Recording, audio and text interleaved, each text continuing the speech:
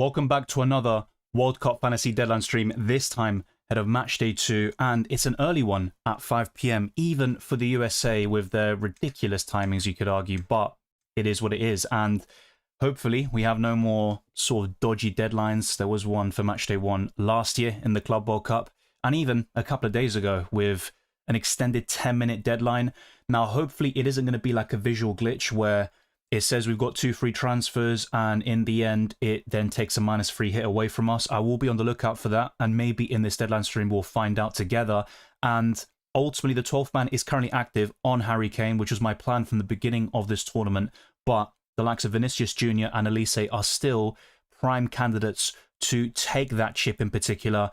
But I've got Rafinha, who is a doubt to start against Haiti. That's something that has surfaced over the last couple of hours, and that's something I might need to address with my World Cup fantasy squad. And it is a shame because I think Rafinha had a really high ceiling against Haiti and he could still do well off the bench, but if he doesn't start, he might be one of the midfielders who makes way in my World Cup fantasy squad. But it was a disastrous start. It was looking okay after the likes of Mbappe as my captain and Erling Haaland hauled, but then you got the likes of Messi and Messi and Harry Kane scoring plenty of goals between them, and my Colombian and Portuguese players were an absolute disaster. It was Luis Diaz who starred in that 3-1 win against Uzbekistan today, and that would have been a pretty decent pick overall. And there were a few other sort of unfortunate 50-50s, like Ricardo Rodriguez against Elvedi.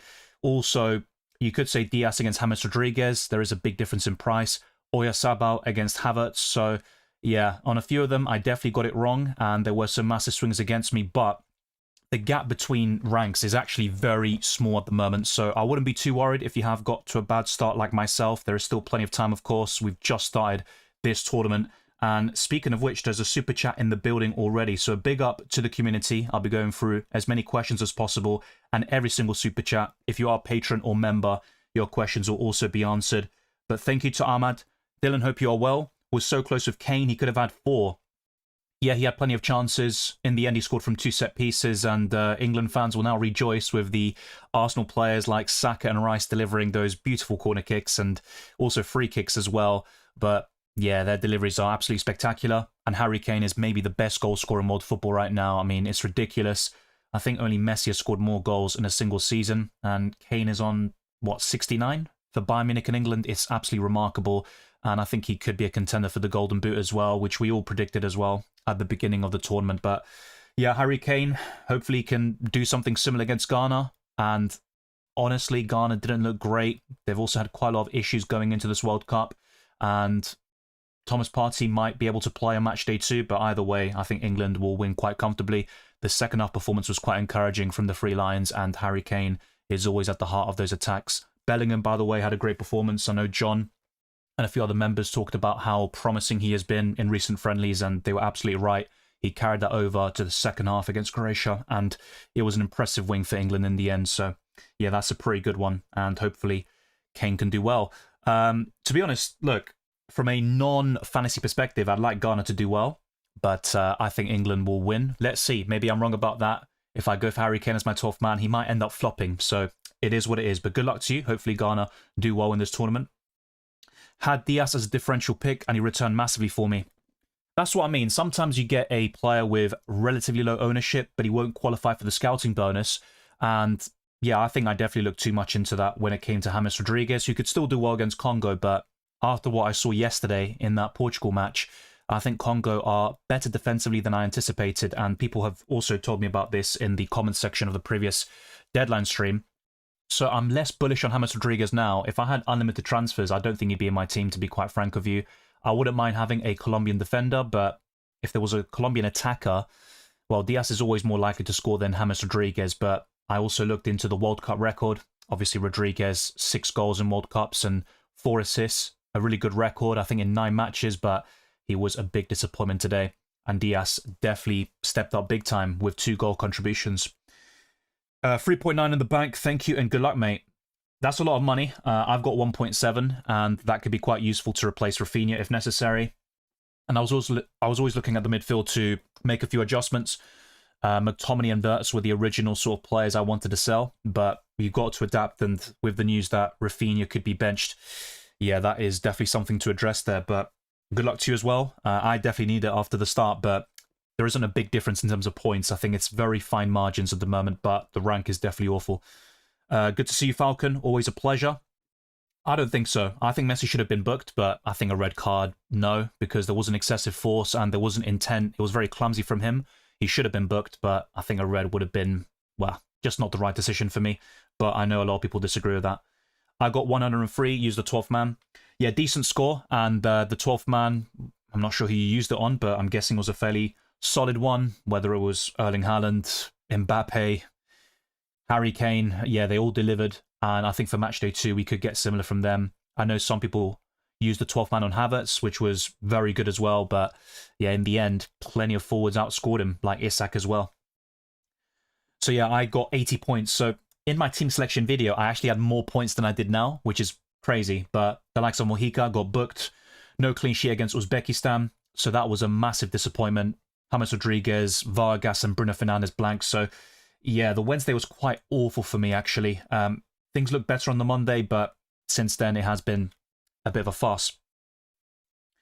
Yes, 94 is okay, and having the 12th man is going to put you in good stead as long as you get it right. But I think for Matchday 2, at least in my case, because you can't use the 12th man on a player you've already got in your squad, there's the likes of Elise, Vinicius, and Harry Kane. Those are the standouts for me, and Harry Kane is probably the one I'm going for because it allows me to keep Mbappe, Haaland, and also Oyarzabal, who I think could still do well against Saudi Arabia. But yeah, in my case, the German attackers like Wirtz, Spain, and Portugal, Colombia, they were all very disappointing for me. So in the end, that's why Matchday 1 didn't go as planned for me.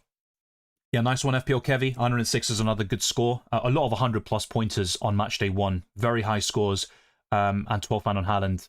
Yeah, that's a very good use of the chip. I don't see many better opportunities in terms of like, let's say, popular captaincy options and 12th man players. So like Erling Haaland having Iraq. I mean, that always looked quite promising. I think Mbappe looks incredible this week as well, but it also means you can't captain him. There's always like a caveat to it, but to get 17 points from the 12th man is definitely ideal. I would 100% take that for Matchday 2, but I'm not so sure. Hi Dylan, how are you? Already made transfers. Vinicius and Balogun for Musiala and Torres. -3 feels like more okay here. Gunn is the one who worries me to cover Canadian goalkeeper. Which under 5% goalkeeper is best? I would not take a -3 hit for a goalkeeper. Now, in some situations, I think taking a hit could work, but I wouldn't take a -3 for a goalkeeper. No.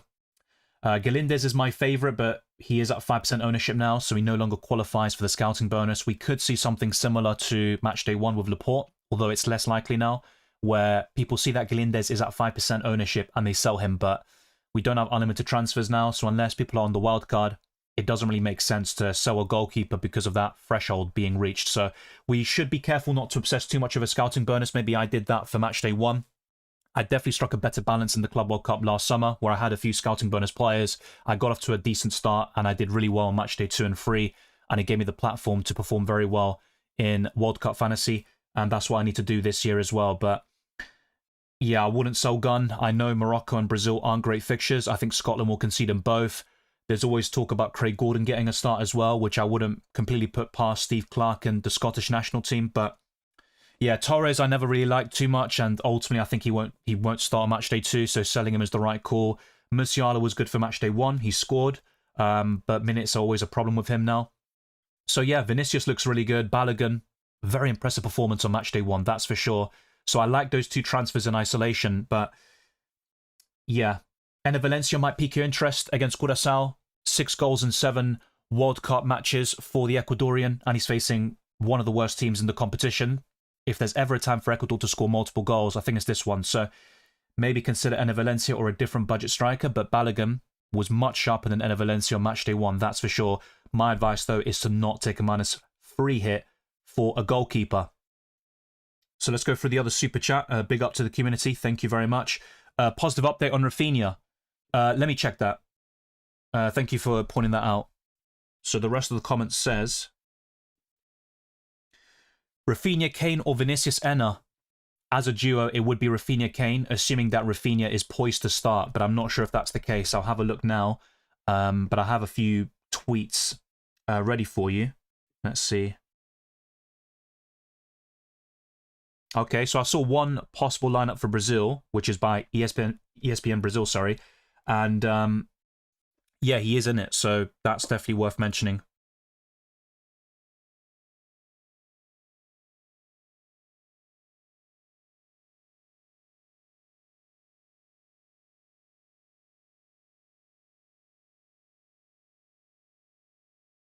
So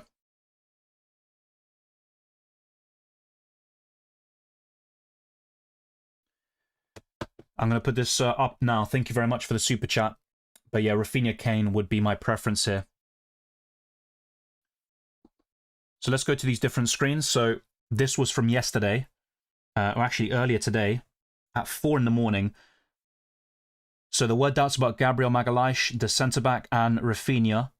So Gabriel has fatigue in his left thigh, and the caution is in place to prevent it from turning into an injury, while the attacker is dealing with blisters on his foot.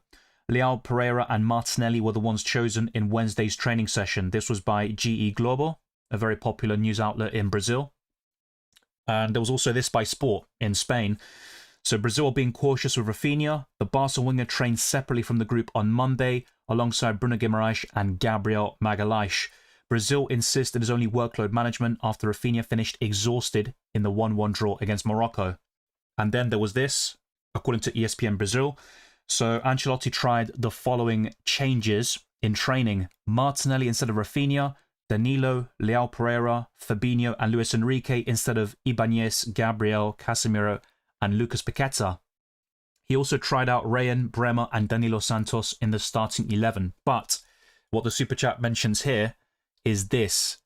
Despite having conducted some tests in the last training session, Carlo Ancelotti is expected to make a few changes to the starting lineup compared to the one that faced Morocco. So the probable starting 11, according to ESPN Brazil, is Alisson, Danilo, Marquinhos, Gabriel, Douglas Santos, Casemiro, Bruno Guimaraes, Lucas Paqueta, Vinicius Jr., Matheus Cunha and Rafinha. So that would mean one change, and that would be Matheus Cunha in for Igor Thiago. So yeah, looks like we could see Rafinha start, and he might not be worth selling in the end. I haven't done that myself, so yeah, that is probably good news for me. I'd rather sell Florian Wirtz and McTominay on paper.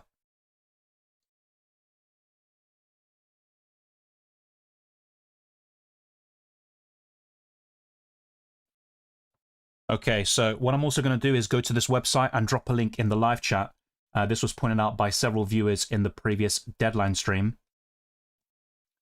So that's going to help you track any players who might go above 5% ownership, so they won't qualify for the scouting bonus. But not everything is about having differentials and getting scouting bonus, although it can be very useful in the goalkeeper and defensive positions. But Galindez, only a couple of hours ago, went to 5% ownership, and I don't think he'll go below that, to be quite honest with you, like we saw with Laporte and James Rodriguez on Matchday 1.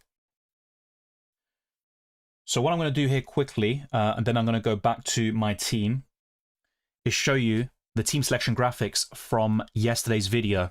So this is the review of Matchday 1, and the less said, the better, but I've got to go through it and analyse my mistakes and the things I can improve.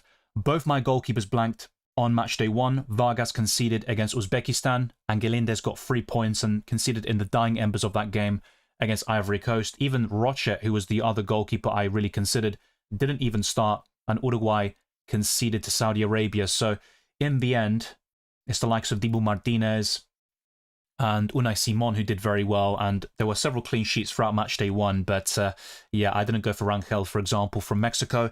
In my defense, Kimmich and Llorente were decent, but I also had Brown in one of my first drafts, and I sold him for Kimmich, and I lost out on 6 points in the end. Mojica was the biggest letdown of the lot, with a 1-pointer after getting booked today, but at least I got scouting bonus from Llorente. I do have Laporte in place, though, for Matchday 2, after that sort of extended deadline we had in the Matchday 1 deadline stream. Bruno Fernandes blanked. He got a tackle point, but no clean sheet and no key passes.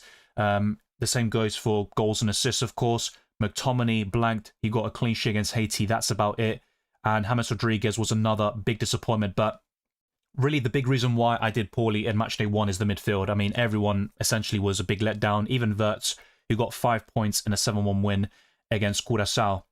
Up front, though, it was a bit better with Mbappe as my captain, and Erling Haaland outdid him by just the 3 points with the assist, and Oyarzabal was quite underwhelming against Cape Verde in that goalless draw. And on my bench, everyone else blanked, but ultimately that doesn't really matter. It's about the starting 11, but it's not a great start for me, to put it lightly. Galindez, Oliveira, Elvedi, and Rafinha blanked. I think the tone was set when Qatar equalised against Switzerland, and even that 50-50 call of Ricardo Rodriguez or Elvedi went against me big time. I lost out on 7 points from that decision. So in the end, I got 80 points. So I actually lost out on a point after having 4 players remaining and making substitutions after yesterday. So it can go against you.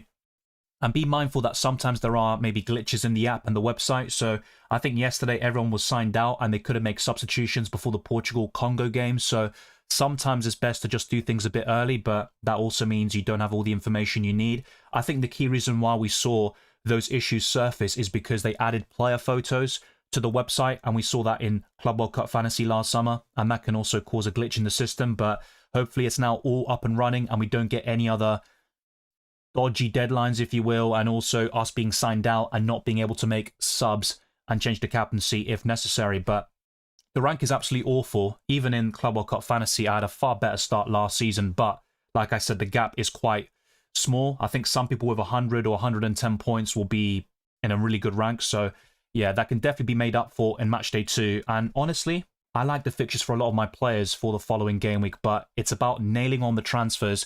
The captaincy, I'm not so worried about because essentially we can just pick one player per match, which I'm not a big fan of, to be honest, but in the end, it helped me get the points from Kylian Mbappe. So I've got 1.7 million in the bank. There is another transfer I am looking to make potentially, but that might be undone now with the Rafinha update we got just an hour or two ago, where he's probably going to be in the starting 11. I'll talk about that over the next couple of minutes as well.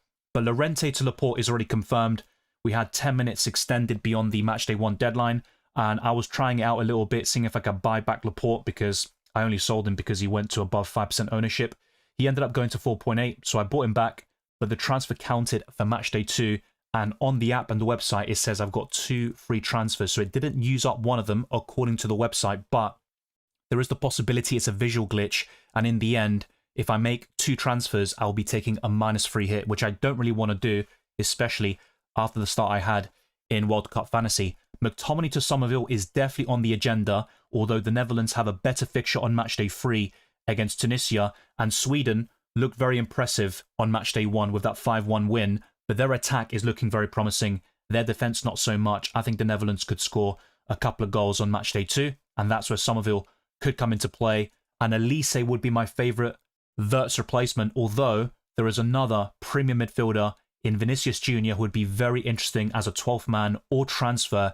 And because of the Rafinha news of him having blisters on his foot and being exhausted and probably rotated for the Haiti game, that's why I was considering adding this to my transfer plans from the team selection video discussed yesterday. But let's see if the update that we got only an hour ago is positive enough and actually reliable enough to see Rafinha start against Haiti, because that would be very handy for Matchday 2.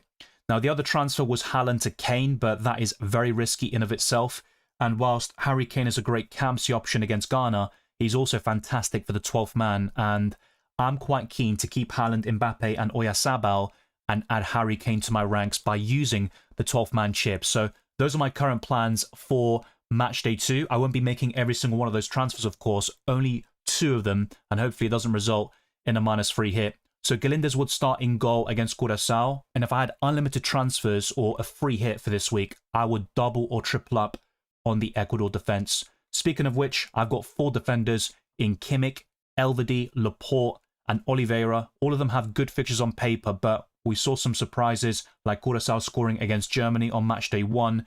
Switzerland let it slip against Qatar in the dying embers of that game, and Saudi Arabia played quite well in the first half against Uruguay, who really stepped it up in the last couple of minutes. They had 22 shots in the second half, but no clean sheet for Oliveira and co. Laporte and Llorente, not a big difference there. However, there is a chance that Laporte goes to above 5% ownership, and if that's the case, I could lose out on 2 points if Spain were to keep a clean sheet in the end. Now, free midfielders doesn't look great, but that's only in the starting 11. What you want to do is have your players who feature later in the match day on your bench, and then you can take out your lowest scoring players for those yet to play, and you also switch to captaincy. You go for the player who features first, then switch to the player who features next in your 15-man squad. But Rafinha against Haiti would be ideal to keep with Elise coming in for Florian Wirtz, and potentially Somerville, who would be the McTominay replacement and the enabler for the Elise transfer. And up front, Erling Haaland against Senegal still looks quite decent in my opinion, but Mbappe against Iraq might be the best captaincy option for the group stages and the entire tournament, but particularly for Matchday 2 on paper.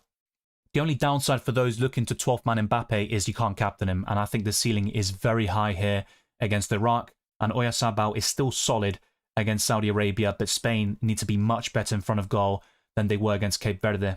On my bench, I've got Vargas, Mojica and James Rodriguez against Congo, who were very solid defensively against Portugal. And I've got Bruno Fernandes, who was a big letdown against Uzbekistan. But to be fair, everyone from that group that I've got in my team definitely didn't perform in the way I wanted to. So Elvedi will be my first captain. I don't see myself transferring him out. I think an Ecuador defender would be decent, like Ordóñez, who qualifies for the scouting bonus. But I'm looking to focus my transfers on the midfield and the attack. So that's why I'm looking to make the 2 modifications with Elise and Somerville and using the 12th man on Harry Kane. Now, if I don't buy Elise, he could be another front runner for the 12th man. The same goes for Vinicius Jr., but I think Harry Kane is the best of the lot, and you can never rule out Lionel Messi, the oldest player to score a World Cup hat-trick and one of the best players, if not the greatest of all time. But that's my 50-man squad at the moment. That's the provisional transfer plans, and that all depends on if Rafinha is ready to start against Haiti, which maybe will be the case, but I can't really give you absolute certainty when it comes to that particular, well, starting 11 dilemma we've got, really. Let's go to the transfer section on the World Cup website. So let's play around with a few different ideas, not just Somerville and also Elise coming in. Let's try something like Vinicius in for Wirtz and see if we have enough money in the bank to make another promising upgrade. So I would be more limited by getting Vinicius in for Wirtz. And then for McTominay, we're at 5.7 and below. Another option I could go for is Yeboah, who hit the post twice against Ivory Coast. It would leave me with 0.6 million in the bank. But that Curaçao fixture is very encouraging for sure. But yeah, I'm just a bit unsure about certain picks now, like James Rodriguez against Uzbekistan. Well, I should say against Congo. I would argue Uzbekistan is a better fixture, actually, than Congo. So I'm not too keen on his chances now, but hopefully he can deliver. The same goes for Mojica and Vargas. But if we look at the ownership figures, Galindez is now at 5.1%. He is not going to go below that threshold now. And in terms of the others, look at Laporte. He's at 5.4%. So in the end, I think having him in for Llorente might backfire. So Llorente, well, to be fair, he's also gone above 5%. It's really an irrelevant transfer in the end anyway. It doesn't do any difference then. But both of them above 5%. And we're going to see more players reach that threshold too. But I just want to focus on eliminating my weak spots and really bolstering my 50-man squad. So yeah, plenty of work to be done to get to where I want to be in World Cup Fantasy. Well, to be fair, I think Sweden aren't great defensively. I know Somerville might not look great for Matchday 2, but I like this performance against Japan. It was a great goal from outside the box. I think Matchday 3 is the preference against Tunisia for sure, but I think Netherlands-Sweden will be quite high scoring, and I don't see any clean sheet happening, especially for Sweden. I just don't see them keeping out the Netherlands, who don't have a great attack on paper, but of course Sweden have 2 of the best strikers in world football. Thank you, Grady. Cheers from Serbia, Dylan. Give the man a like. Much appreciated. It does cost nothing, and it goes a long way to boosting us up in the algorithm, and it helps me help more people in World Cup Fantasy, providing tips, also information, the team news, and last-minute updates as well, and graphics, you name it. It's all done on this channel, and this is a one-stop shop guide for your World Cup Fantasy content. 80 points too. The only way is up. Yes, hopefully. I think Matchday 2 will be better for us, but yeah, it was a big disappointment for me, and certain players definitely didn't deliver to the way they can, but that's part of the game. Sometimes you have a poor start. I still think it's early days though, and one good match day is all it takes to get back on track. Hey Dylan, Haaland, Wirtz, Musiala, Molina out for Valencia, Elise, Vinicius, Theo Hernandez for a -6. I like French defenders against Iraq. I don't think they're great defensively, and Senegal should have scored more goals, to be honest. I mean, France weren't great in the first half anyway. They stepped up in the second. But overall, I like the players you're bringing in. I said this to someone else as well in the comment section recently. They also mentioned selling Haaland for Enner Valencia.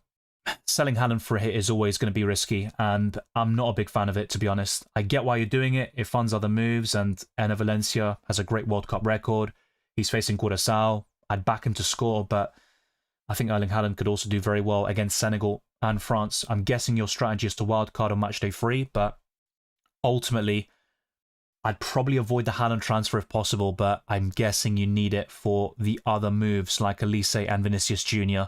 Overall, do I think the players you bring in outscore the ones you're taking out by a 6-point margin or more? Yes, but not by a big amount in my opinion, so there is a risk that it backfires because of Erling Haaland. Ruben Dias or Theo Hernandez for -3? No, I wouldn't do that. I think Portugal will keep a clean sheet against Uzbekistan. And also, Dias didn't start in matchday 1, which is why I'm asking this question, but I think Dias will get the nod next time. Havertz to Valencia for a -3 worth it? It could be, but I probably wouldn't, mate. Kane seen with leg strapping after the Croatia game, what do you think? Is he okay for the 12th man? I still think he's okay for the 12th man, but it's not something you want to see. I talked about this with Kubo as well from Japan.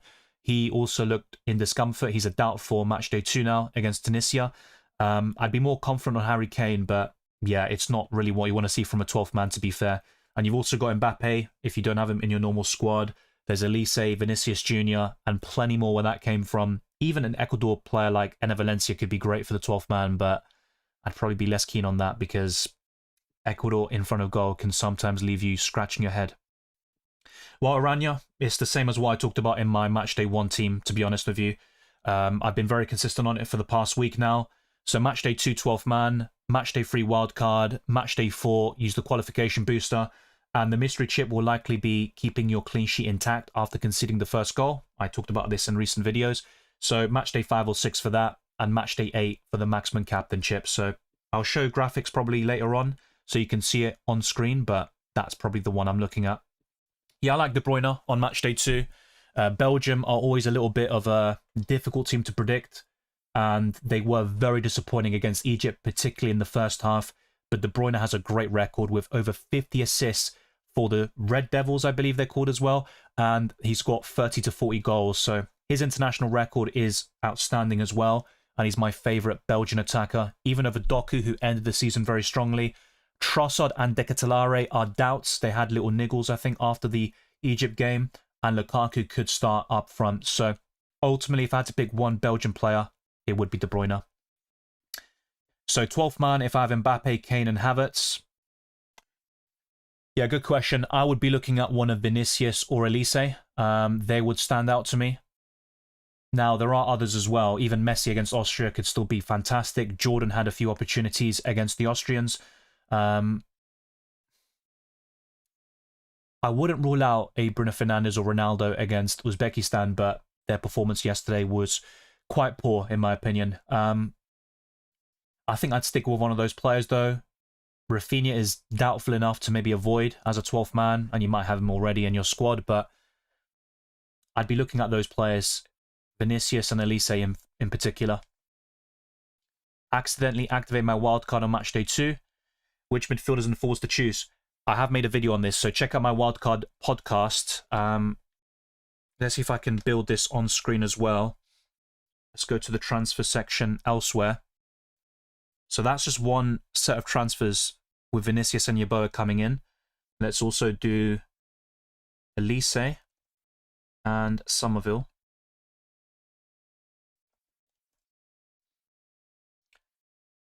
Okay, so with this one, let's see what we can come up with.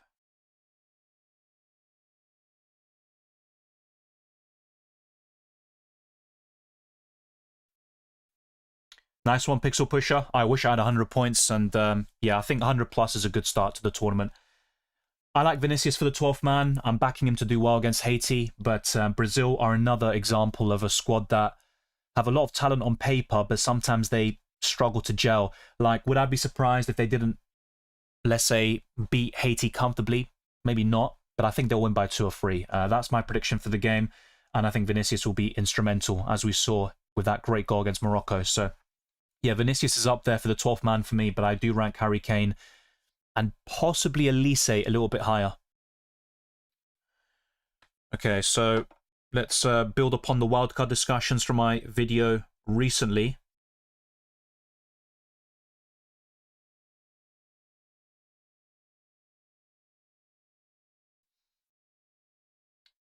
Let's see, I think I've got it here. Okay. Now, there are some players that are a bit iffy, so they might have a great Matchday 2 fixture like Galindez, but then they're facing Germany on Matchday 3. You've got to be careful about that balance.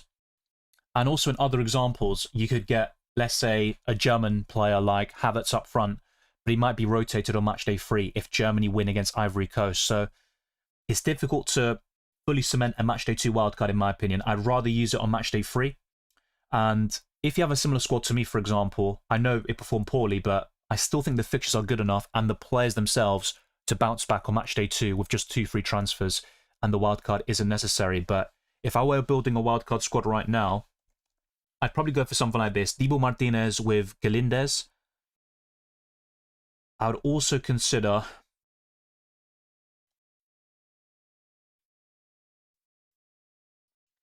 maybe a budget defender like Ngoy, although I don't trust Belgium too much, but at least he qualifies for the scouting bonus. Famous last words. I like Ordóñez, but I wouldn't necessarily go for him and Galindez with Matchday 3 in mind, unless you can book in transfers and sell one of them, maybe even both. That'd be great, but you can always get suspensions and injuries elsewhere, and things can definitely be shaken up a little bit. So, with England, they were shaky defensively against Croatia, who scored some great goals, but Konsa could still be quite good against Ghana and Panama. Rotation is once again a potential issue. I'd be less keen on Laporte now. I think a clean sheet against Saudi Arabia is possible, but then it's Uruguay. No scouting bonus there as well. I think Brown is good, but it's difficult to really fully lock in a wildcard squad for Matchday 2 because a lot of these players could be rotated for Matchday 3, if I'm being completely honest with you. So, let's go for the simple ones. Haaland, good option, but definitely Mbappe for me. He'd be up front with Harry Kane. And then it's probably one of Oyarzabal or Havertz for me, but I also don't mind Enner Valencia or a budget forward like that. Even Balogun, who some people are rightfully highlighting, would be a decent option. So that's a sort of rough front three, but Enner Valencia against Germany, I'm not a big fan. So in the midfield, I would consider De Bruyne. And I'm also quite wary of having 3 Belgian players. I think 2 might be the sweet spot. I think Saibari looks great for Matchday 3 against Haiti. And even Scotland isn't too shabby now. I think with the others, though, you're looking at one of Elise or Vinicius for sure.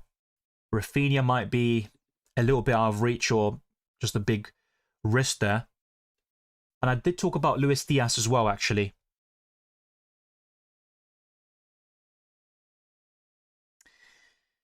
Yeah, Bruno Fernandes is an awkward one as well. You're going to get some clashes if you go for Colombian and Portugal players for Matchday 3, Ecuador, Germany as well. So that's something you need to be quite wary about. But assuming that all these players start for Matchday 2 and 3, I like Dibu Martinez. Messi's always a great option for sure. And this is where Somerville could come into play for the Tunisia fixture as well. But this is sort of a provisional update on the wildcard team. I'd highly recommend you check out that video. I also have an alternative section where you see the pool of players to consider in every single position. So that would be sort of rough there. I wouldn't mind doubling up on the Argentina defense, particularly against Jordan. But rotation, once again, rears its ugly head. This might be a bit of an unpopular one, and Switzerland obviously conceded plenty of chances to Qatar, but Ricardo Rodriguez could be decent against Bosnia. He got that fluky clean sheet as well, but I wouldn't have said that if I brought him in, to be fair. So let me know your thoughts. I'd be quite keen to get your ideas to really cement a wildcard squad for Matchday 2, but if I'm being honest, I think a lot of teams that were set up for Matchday 1 look very good for Matchday 2 as well, and the best time to wildcard would be Matchday 3. I know for some people they're looking good for the final round of fixtures, but rotation could say something different, and that's where Matchday 5 or 6 as well can also be a good window to wildcard, but I'd still rank that just after Matchday free. I'm very consistent on it. So before I go back to your questions, I want to go through the chip strategy sort of points as well, because it was asked by a few viewers like Aranya. So just a bit of a summary for those that are new to Wildcard Fantasy. The wildcard allows you to make unlimited transfers. You can't use it on match days 1 or 4 because everyone gets unlimited transfers. So keep your eyes peeled for the round of 32, where you can use any chip except the wildcard. The 12th man enables you to choose one additional player to score points for your team on a specific match day. When selected, the 12th man cannot be substituted, captained, or transferred out. You can pick any player to be your 12th man as long as that player is not already a part of your squad. Budget or team restrictions do not count here. Just give me a second, by the way. I think, yeah, there might be a few slides that are out of date, unfortunately. But hopefully, let's see. Just going to double check this as well for you.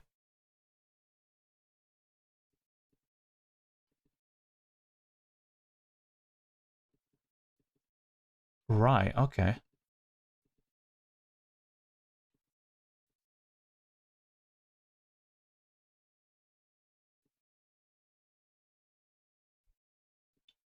I'll let this play out, but yeah, it is possible this is a bit out of date.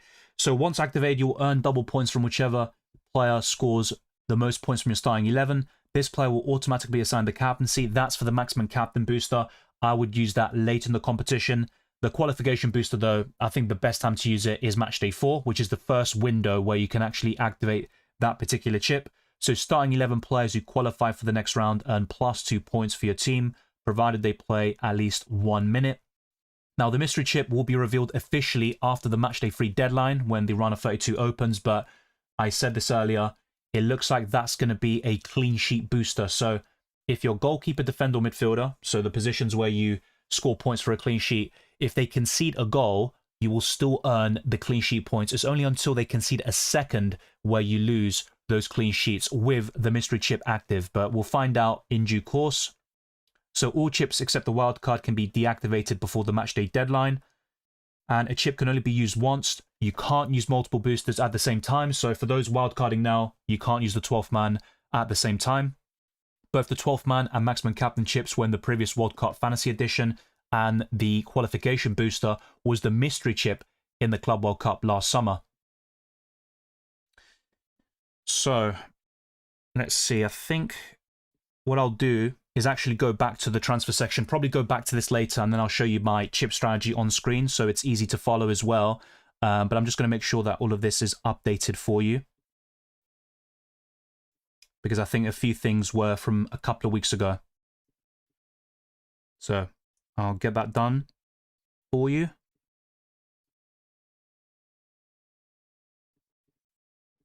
And very shortly, I'm going to go through more questions and, yeah, whiz through them and get a lot of different scenarios dusted, and also some updates potentially. I mean, we had quite a few on Rafinha today, and the more the merrier. Hopefully we get clarity on that situation, because Rafinha is an ideal pick for matchday 2. This was the main fixture I had him for in the first place, not Morocco or even Scotland.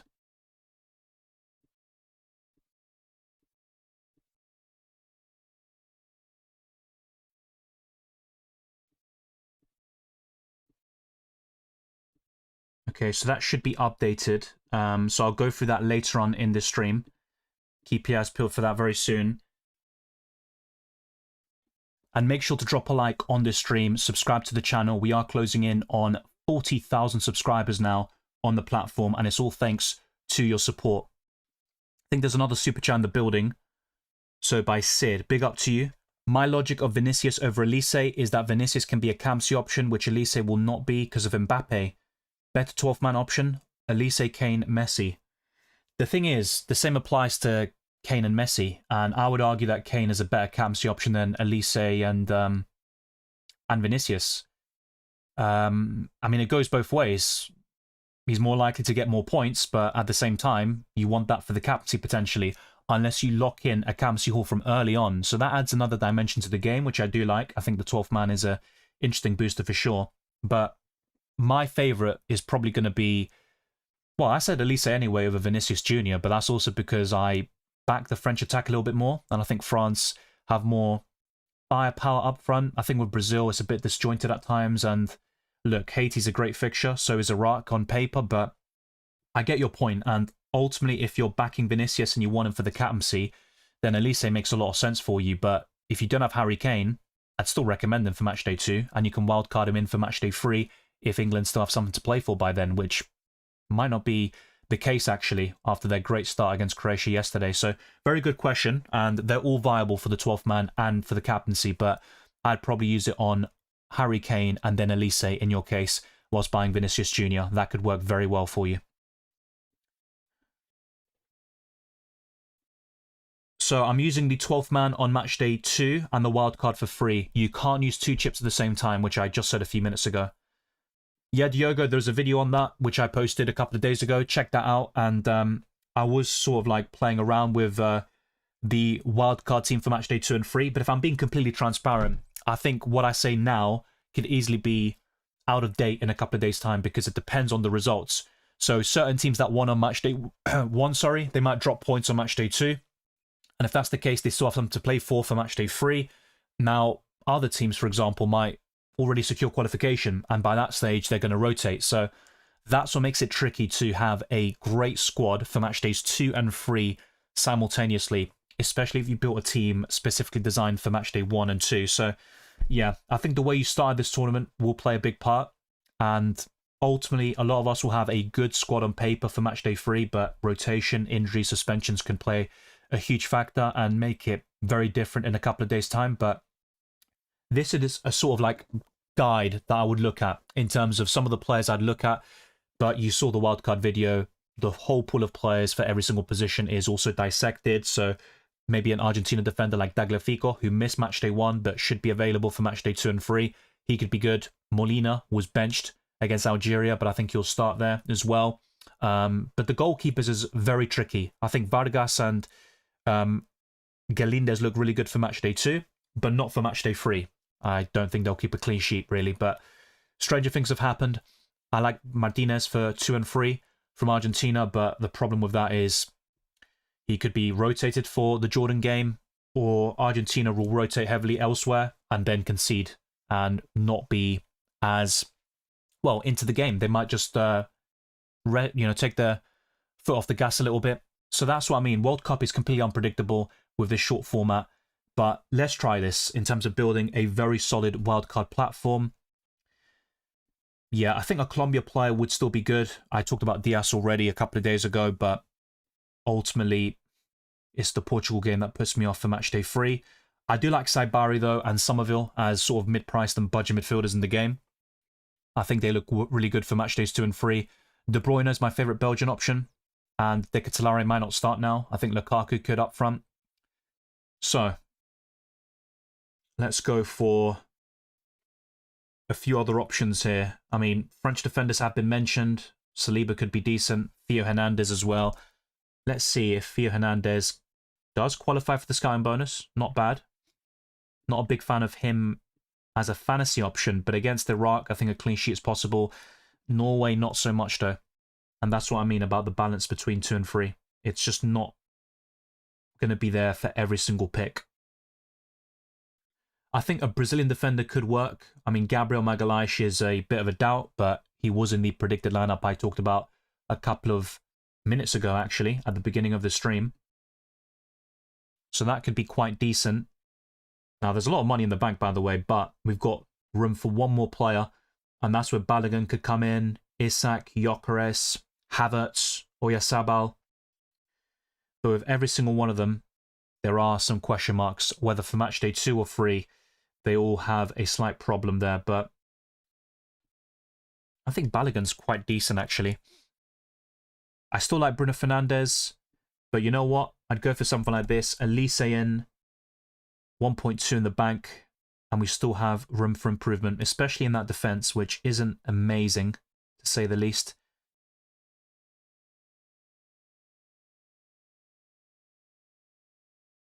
Yeah, something I'm looking at here is Ordóñez for Ngoy, but you do have the Germany game afterwards. Maybe instead of Galindez, You could go for Courtois or a different budget goalkeeper. I wouldn't go for Muslera. He might be benched, and also there's Spain and matchday free. And by the way, I would probably avoid Rangel as well. I don't have full confidence he will start both matchdays 2 and 3, and I don't trust the Mexican defense either. I think the South Africa game was the best fixture they had for the group stages. I wouldn't mind Pickford, by the way, for Ghana and Panama. That looks quite good. So that's something I'm looking at. Maybe instead of Konso, we go for Ngoy. And we've got plenty of money in the bank to make improvements if necessary, but that would look quite decent. So that's a sort of like rough wildcard team, but feel free to challenge it and present your constructive criticism, because it's not perfect, and in a couple of days' time it might look completely different. I have a rough round. Should I use wildcard now? Depends on your squad, mate. I also had a rough round, but I like my team for matchday 2, so all I can say is if you have a similar squad to me, my advice is to wildcard on matchday 3, because that's where you have more unpredictability, rotation, and other issues. I think for matchday 2, certain picks like Rafinha, if he starts, will be very good and definitely do much better than they did last time out. So yeah, I get it. Sometimes when you do poorly, you want to rectify things immediately, make wholesale changes, but sometimes that isn't best in fantasy football. Buy Vinicius or Salah? Still Vinicius for me. I have Kane as the 12th man. Yeah, I think Kane's one of the best 12th man opportunities, and also Captaincy picks overall. Yeah, my 12th man will likely be Harry Kane, but Vinicius and Elise aren't too far behind. Obviously, if I buy Elise, I can't 12th man him. Rafinha isn't definitively out, but there are concerns that he won't start, which I covered earlier. But there was also a predicted lineup by ESPN Brazil, who were one of the sources who talked about him potentially being rested, and they put him in the starting 11. Apparently, Brazil will only make one change, which is going to be Igor Thiago out for Matheus Cunha. Would you keep both Havertz and Wirtz or sell one of them? I'd rather keep Havertz, but it could be a case of Havertz did well on matchday 1, whilst Wirtz was quite disappointing, then the roles reverse. Let's not forget both of them have a great record for Germany, so Wirtz has 11 goals and 12 assists in 40 matches, give or take, and Havertz has, I think, 42 goal contributions in 57 matches for Germany, which is incredible. So if I had to pick, it's probably going to be Wirtz out, and you could go to Yeboah there. Enner Valencia is the most likely to score for Ecuador. He's got 6 goals in 7 World Cup matches, but you've also got other options. It doesn't have to just be Ecuador, who, to be honest, are a very solid team defensively, but offensively, they leave a lot to be desired. But if there's ever a time to buy an Ecuador attacker, it's going to be Curaçao on matchday 2 for sure. So I get your question. It's a very good one, but I'd rather have Havertz in my team. What's the best differentials for the 2 transfers? I'm guessing that is. For the 2 transfers, I think Martinelli, if Rafinha is on the bench, would be quite promising, but based on the Brazil lineup I talked about, I probably wouldn't go there. It is a bit of a risk. I like De Bruyne. He won't qualify for the scouting bonus, as you can see here, so 5.5% ownership, but that could be solid. I like Saibari for matchdays 2 and 3 combined. Scotland isn't a great fixture coming up, but I think Haiti is for the last round of fixtures, and I think Morocco will still go quite strong there. And Scotland-Morocco is quite a difficult game to predict, although I do back the African team a bit more. So that's a good one. And Somerville looks great for Tunisia. For Sweden, I get your potential concerns. Maybe that's not going to be as great on paper, but I think Somerville is still a promising choice there. I think defensively, Ordóñez would be my favourite for matchday 2. And if you're wildcarding on matchday 3, that's perfect. You can always take him out for the Germany game. Can you sub in someone and captain them mid-game week? Yes. That's why I wanted to go for the how to play guide and stuff like that, because, yeah, there are still some people who might not have seen my video and also are unaware of how World Cup Fantasy works. But my best advice to you is to watch those videos, the chip strategy guide and the how to play World Cup Fantasy podcast, because that will give you everything you need and you will know everything about World Cup Fantasy. I'll try to go for it now. That's going to help a lot of new players in the process, and even for seasoned veterans, it might brush up some knowledge as well. So I'll do that in just a second.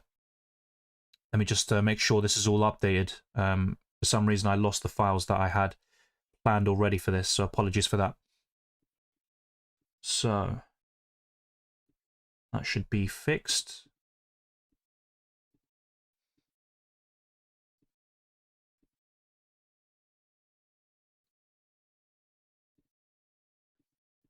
I'll go to the how to play section first and then go to the chip strategy guide. That should be quite useful.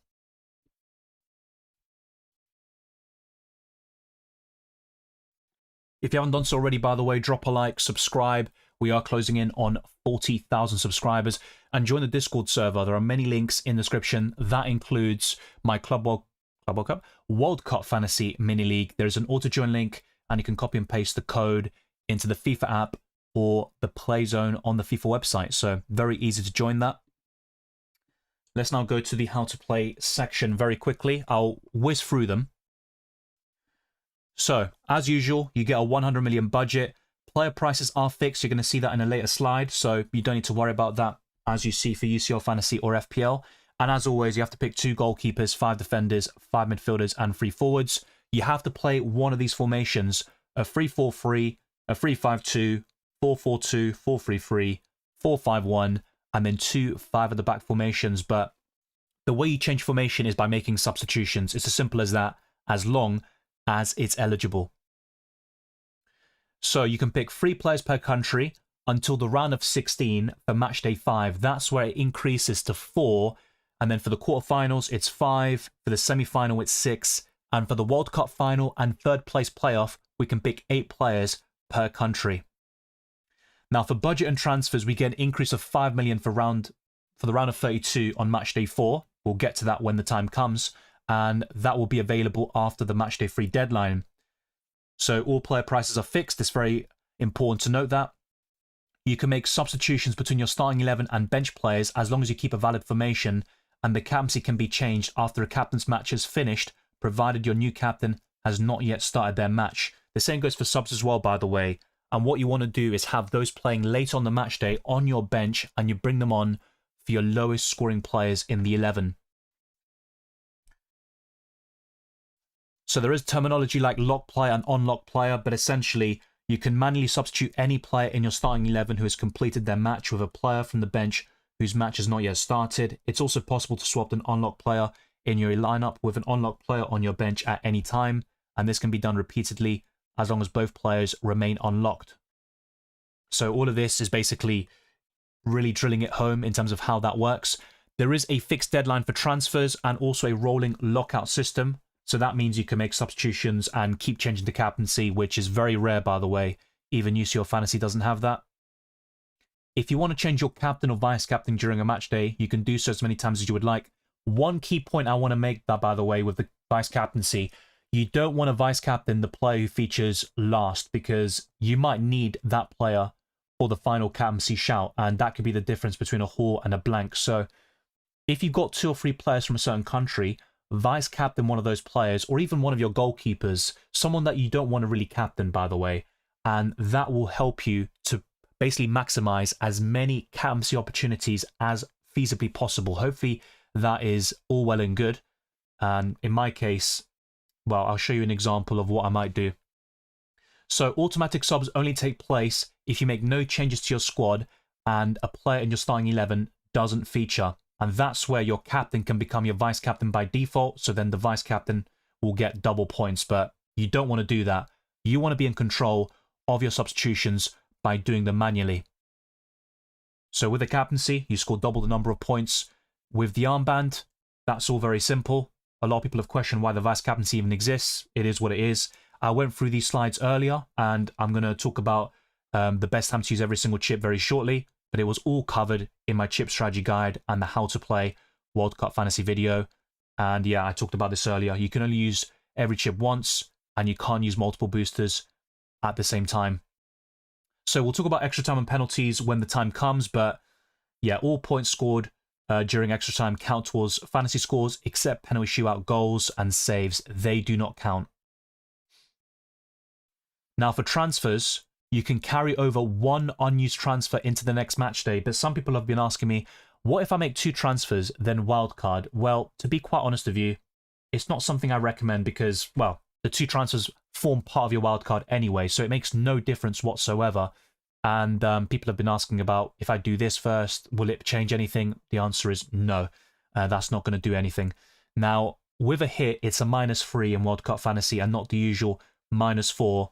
And once a transfer is confirmed, it is irreversible, just like the wildcard chip. So we get 2 free transfers for match day 2 and 3, but if you roll, let's say you use 1 free transfer this week or none, you will get 3 transfers for match day 3. You will not be able to roll during the round of 32 and beyond. You cannot roll in the knockout stages. You do get unlimited transfers in the round of 32 on match day 4, and you also get a family increase to your budget. So the point scoring system, I've covered this already. I'm not going to really highlight all of these in much detail. A lot of these will be familiar to you, but a clean sheet gives you 5 extra points rather than the usual 4 in the other games I cover. And I think the key things to highlight are the differences in World Cup Fantasy. So for a midfielder, Bruno Fernandes is one example. He made 3 tackles against Congo yesterday. You get an additional point for that. And for every 2 chances created, you get an additional point. It might be worth mentioning, though, it's probably big chances created and not any key pass, because we saw an example, I think a few days ago, a player created 2 chances, but they weren't given the additional point because it wasn't a big opportunity. So that's worth highlighting. And for forwards, for every 2 shots on target, they get an additional point. So Haaland, Messi, Kane, and Mbappe will be great for that. And for bonus points, you get an additional point for a goal from a direct free kick, and scouting bonus, which is a key term in World Cup Fantasy. If a player scores 4+ points and is selected by less than 5% of managers, they will earn 2 additional points. And these are all the deadlines, including today's one for match day 2. The next one will be on Wednesday, the 24th of June, and I'll be there every step of the way. So keep your eyes peeled for that. And I'm going to whiz through the chip strategy stuff because I've gone for a few of them already. You get 1 wild card for the tournament, and the same goes for every single booster. You get unlimited transfers, no unlimited budget though, and the squad will not reset. This is a permanent change to your squad. These were different arguments about using the wildcard early compared to saving it for the knockout stages. Yeah, this is not up to date, by the way. That's what I mean. That's a bit annoying, to be honest. But yeah, I would recommend match days 2 to 3 for the wildcard, probably 3. That's the one that I'd really recommend. So I'm going to just have it on this one for the mystery chip. So the rumors suggest that the mystery chip could protect clean sheets after a team concedes their first goal. If activated, goalkeepers, defenders, and midfielders would retain their clean sheet points when conceding once. So my chip strategy, for those asking, and I think this has been very clear for a while now. So 12th man will be used on match day 2. You're going to see that in the next slide. Wildcard on match day 3. The qualification booster on match day 4. I think the mystery chip will be match day 5, and I'll just wait for the confirmation of that. And the maximum captain could be well used on match day 7, because it's similar to match day 8, where you have 2 matches happening, the 3rd place playoff and the World Cup final for match day 8. And that's where the maximum captain chip will be very useful, because you can't just keep switching the captaincy until you get it right, like a lot of us did this week. It's going to be different when you get very deep into the competition. So hopefully this helps you. Check out those videos, because honestly, there's a lot of detail there, and it will make everything so clear for you in World Cup Fantasy. So back to my squad, and also to your questions. Let's whiz through all of your dilemmas and also 50-50 calls. Yeah, I think a USA defender could be decent, and I talked about Serginho Dest as an alternative to Robinson. He's significantly cheaper, and he qualifies for the scouting bonus. I think Ngoy is okay. I'm not a massive fan of him, but 3.7 million, good fixtures on paper, including Iran and New Zealand for match days 2 and 3. I think Egypt was the most difficult match for Belgium, and I think they'll win one of the remaining games, but you never know with Belgium, to be fair. They can be a bit iffy. Yeah, I don't think McTominay or Sabitzer are bad, but Sabitzer's facing the reigning World Cup champions who just won 3-0. Sabitzer blanked and got booked. So both of them were very disappointing on match day 1. I thought Sabitzer would do better, actually, than McTominay. But yeah, I also thought about match day 2 and 3. Ultimately, I would probably sell both if possible, but there might be bigger fires to put out in your World Cup fantasy squad. Thanks for the super chat, Falcon. Always good to see you. Thinking of selling McTominay, Rafinha, Oyarzabal for Elise, Vinicius, Mbappe? Or is that in buy? I don't think you misspelled that.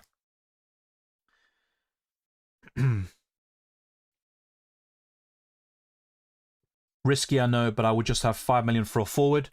Okay, so it is in buy. 12th man would be Kane, of course. Thoughts? Thanks. Thank you very much, Falcon. Yeah, I think with a budget forward, I would like Enner Valencia, but he's probably a bit above your price threshold. I also like Balogun. I'd recommend both of them over in buy, to be honest. That'd be my personal take on it, but yeah, it allows you to get Elise and Vinicius, a -3 taken. Now, I did say earlier, I showed the predicted lineup by ESPN Brazil. They've got Rafinha in there. The only change for Carlo Ancelotti's side would be Igor Thiago out for, for Matheus Cunha. So, yeah, I think selling Rafinha is risky, to be honest. And as things stand, I probably won't sell him. I'm open-minded. I've got a contingency plan in place just in case he does miss out or he's going to be on the bench. So let's just play around a little bit with everything else you've said. What I'd probably recommend at the moment to you, Falcon, is to keep Rafinha, buy one of Elise or Vinicius, preferably Elise for me, and then for Oyarzabal, if you really want to sell him or get another forward, I would either buy Harry Kane, which to be fair probably isn't feasible. No, it wouldn't be feasible, but yeah, I'd say Enner Valencia would be quite good, or Balogun. I like those two for Matchday 2, and I think Balogun could do quite well Matchday 3 as well, actually. So those would be two ideas for you instead of in buy, but then you've also got a lot of money in the bank as well to make another move as well if you want to. So if you're still keen on selling Rafinha, that's fair enough. So that could also work for you, but I'm not sure what money you've got in the bank, because you said you have 5 million for a forward. Okay, that's Enner Valencia is 5.9, so you're 0.9 million off. But that's after buying Vinicius and Elise. So, yeah, my advice is keep Rafinha for now and maybe buy Enner Valencia if possible. Let me know your thoughts there, Falcon, with a non-super chat, and thank you very much for the question. And also, big up to Eric Rivera for becoming a differential. So thanks for signing up. You'll get early access to my videos, prior to comments, and many other perks. If you ask any question in this deadline stream, it will be answered. So that is one of the main perks you get as a member. Big up to you and all the community. Yeah, I think Gabriel will play based on the lineup I saw. It's probably worth going back to that since a few people are joining new. So this is the update we got from ESPN Brazil today. So the probable lineup you see is Alisson, Danilo, Marquinhos, Gabriel, Douglas Santos, Casemiro, Bruno Guimaraes, Lucas Paqueta, Vinicius Jr., Matheus Cunha, and Rafinha, who has been a big talking point today. So, yeah, there was this update from yesterday about Gabriel and Rafinha being doubtful. There was another one focusing specifically on Rafinha. He was exhausted after the Morocco game. And these were a few different sort of experiments in Brazilian training. Martinelli, Danilo, Leo Pereira, Fabinho, Luis Enrique, all starting over Rafinha, Ibanez, Gabriel, Casemiro, and Paqueta. But that was from ESPN Brazil. They tried out Rayan, Bremer, and Danilo Santos in the starting 11. Yet a few hours earlier, or later, I should say, and this was the most recent update, they went for this starting 11, which includes both Rafinha and Gabriel Magalhaes. Hopefully that helps you. But yeah, that's all the information I've got on Rafinha at the moment and Gabriel.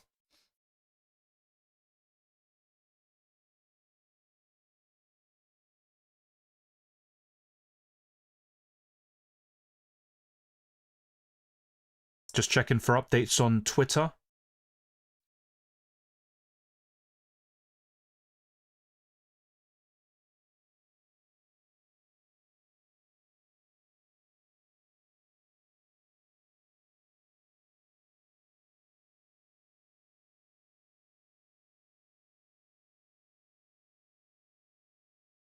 Yeah, I don't see anything at the moment on Twitter. Nothing else, really.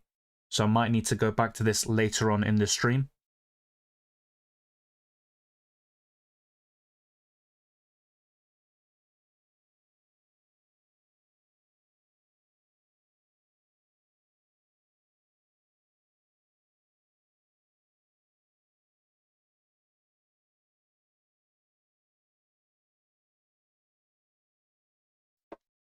Okay, let's go back now to my World Cup Fantasy Squad. I'll try to lock in some moves fairly soon.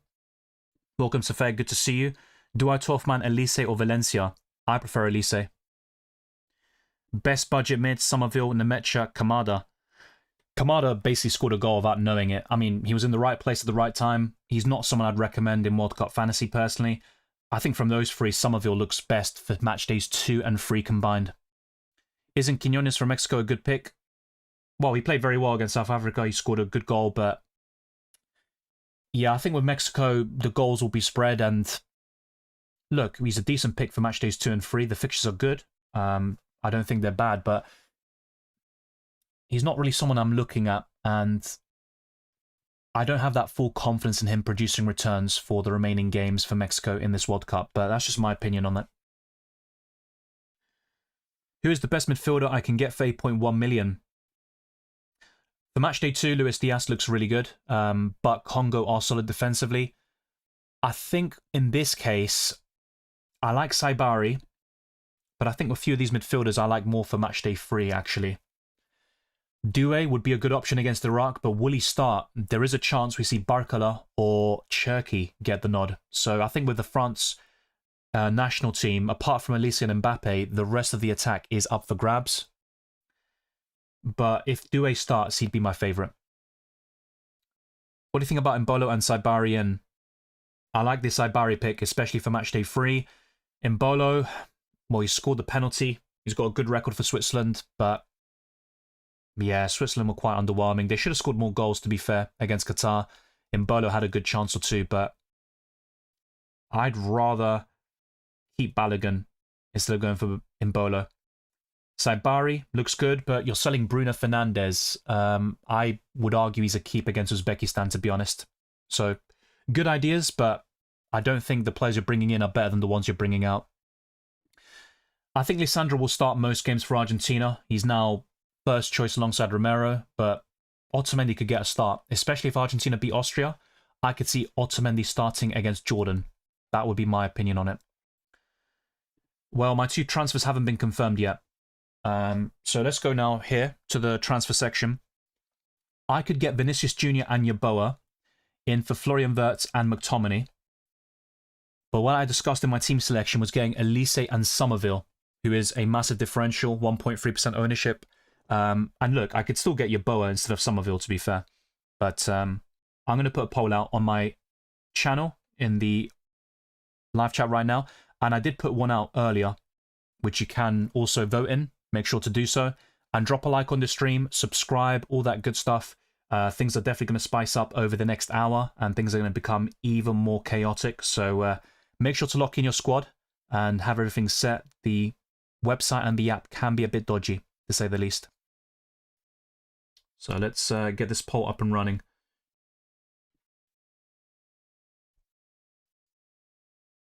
So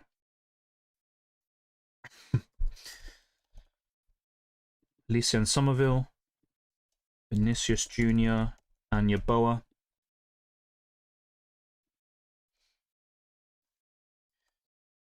The alternative is sell Rafinha.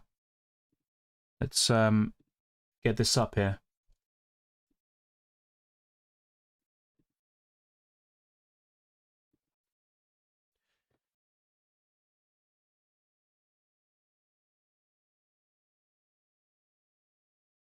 Okay.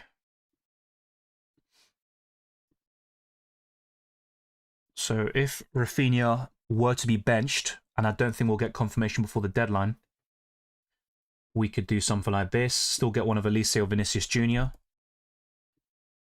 And then 0.4 in the bank. And I could sell Florian Wirtz as well. I would be just off from getting Luis Diaz, but either way, I've got 3 Colombian players anyway. So that's not feasible.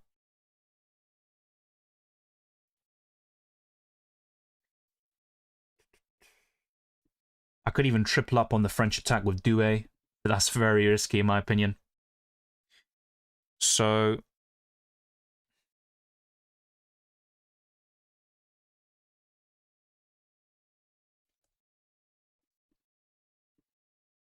Let's see. I'm going to put the poll out very soon. Yeah, the other one I'm looking at is potentially De Bruyne. So sell Rafinha and get KDB plus Elise. So yeah, I'm going to put that poll out. Let me know what you think in the live chat as well. And a big up to all the super chatters, the members, patrons, and all that good stuff. Thank you, Ahmad, once again. Seems everyone is going for wildcard free. Is it crazy to save it for the knockout stages? I don't think so. And I talked about this a lot in the build-up to Matchday 1. And originally, I'll be honest, I went for that sort of Matchday 5-6 strategy. But once I finalized my Matchday 1 squad, I realized that a lot of my drafts and my final team ended up pointing towards a strong platform for Matchday 1 and 2. It's going terrifically so far. And then for Matchday 3, it might look decent, but by that stage, a lot of rotation can happen. It's unpredictable. You can't fully see certain things happening. Like, for example, Belgium dropped points. I think a lot of us would have expected them to beat Egypt. And you saw Spain draw to Cape Verde. So originally, I think you would have thought, well, Spain are going to rotate for Matchday 3 then against Uruguay or something like that. Now, it might be a little bit different. Conversely, other teams who you would have expected to maybe not rotate now might end up doing so. So that's why I think Matchday 3 is the most unpredictable, and the wildcard can serve as a free hit, and you get unlimited transfers for Matchday 4 anyway to then build a squad for the knockout stages. And you also get more free transfers for Matchday 5 and 6. You get 4 free transfers. You also get 5 for Matchday 7 and then 6 for Matchday 8, which I covered earlier in this stream as well. But check out my chip strategy video and the how to play guide. It's all delved into there. But there are definitely some pros to saving it for the knockout stages, because in a time where things become more template, you can be put in a position to go for differentials or even pick players from squads or countries that could be eliminated, but they might still do really well, score a goal, get a clean sheet, or get an assist, whatever it might be, knocked out on penalties, but you get the points on board, and then wildcard out of it in Matchday 5 or 6 as one example. So I'm definitely not fully against the wildcard there. In fact, I'd rather wildcard for Matchday 5 or 6 over 2. But for most people, I can't speak for everyone, but for a lot of situations, I think Matchday 3 is the best time to wildcard. Hincapié or Theo Hernandez for Matchday 2 only? Really good question. You're right to flag both of them. If I was building a Matchday 2 only squad, I'd probably have both of them in, or at least an Ecuador defender, like Ordóñez. Theo Hernandez has more attacking threat. That's what I would say. But not by a massive amount. And Hincapié should have got an assist for Enner Valencia against Ivory Coast. It was a good cross into the box. He played quite poorly as well, Hincapié. He was done several times by Diomande. But ultimately, if I had to pick, I think Ecuador probably just about edge it in terms of their defense. So I'd go for Hincapié. Really close call, though, and maybe I'm wrong about that. I'd be very happy to revisit this one. One problem with getting Vinicius, though, is if you have Rafinha, you can't captain both. Why might Rafinha not play? He felt exhausted after the Morocco game. He had blisters on his foot, and there were multiple sources indicating that he could be on the bench. However, one of those sources recently put a probable 11, and they're quite reliable for Brazilian news, ESPN Brazil, and they put Rafinha in the lineup, and the only change would be Matheus Cunha in for Igor Thiago. So I think they will start Rafinha at the moment. Based on what I saw, I went for all the updates earlier. Maybe I'll go through them one more time before the deadline closes. But yeah, I think with the Rafinha-Vinicius one, a good thing about having both is you're covering the two main source of goals and assists in that Brazilian team, and you can vice-captain one of them and then not have that vice-captain issue arise later on, where some people, especially for those that have, let's say, 15 players, one from each nation, for their last captaincy option, if they still need that to come into place, they can't actually captain that final player because the vice-captaincy is on it already, if that makes any sense. But yeah, you can't captain both, of course, but it is a differential to have both of them. So I don't really see it as a negative, in my opinion. Galindez, Vargas, Mojica, Oliveira, Varela, Ordóñez, Kimmich, Bruno, is that James Rodriguez as well? Wirtz, Elise, Rafinha, Oyarzabal, Mbappe, Havertz. Thinking Havertz, Oyarzabal, Wirtz out for Vinicius, Valencia, Kane, or others in. I like that. I still like Oyarzabal for this match day, by the way. And Havertz has looked sharp recently for Arsenal and Germany. So I'm not sure about selling both of those forwards as part of a minus free hit, but I get it. And I'm guessing the Enner Valencia transfer is to also fund the other moves, so I'm on board with that. There's also Balogun, who looked very sharp in that opener against Paraguay, but I think in this case, I'd probably take the minus free hit and go for it. But I'm backing Spain to bounce back against Saudi Arabia. I think Oyarzabal will start, but there is a chance he doesn't. I mean, even going into match day 1, there was, well, quite a lot of noise and speculation about whether he would. And in the end, he did. But it's not something you can guarantee for match days 2 and 3. So I've just got an update on Argentina, which I'll also put on screen. Let's go to that now. And it's something I referenced in my recent videos. For some reason, it's not coming up with the tweet that I... What the... That's weird. Yeah, I think it's a little glitch. So let's just go to the page. Was it deleted then? That's really strange. It's not coming up here. That is really weird. Anyway, moving on. I'll show you the Brazil news instead. What I saw is that Tagliafico is recovering very well and is expected to be available for the match against Austria. Okay, it's working on a different browser, but not this one. That's really strange. I'll put the link in the live chat anyway, so you can see it for yourself. But Tagliafico, another differential scouting bonus, and I do like Argentina defenders, particularly against Jordan.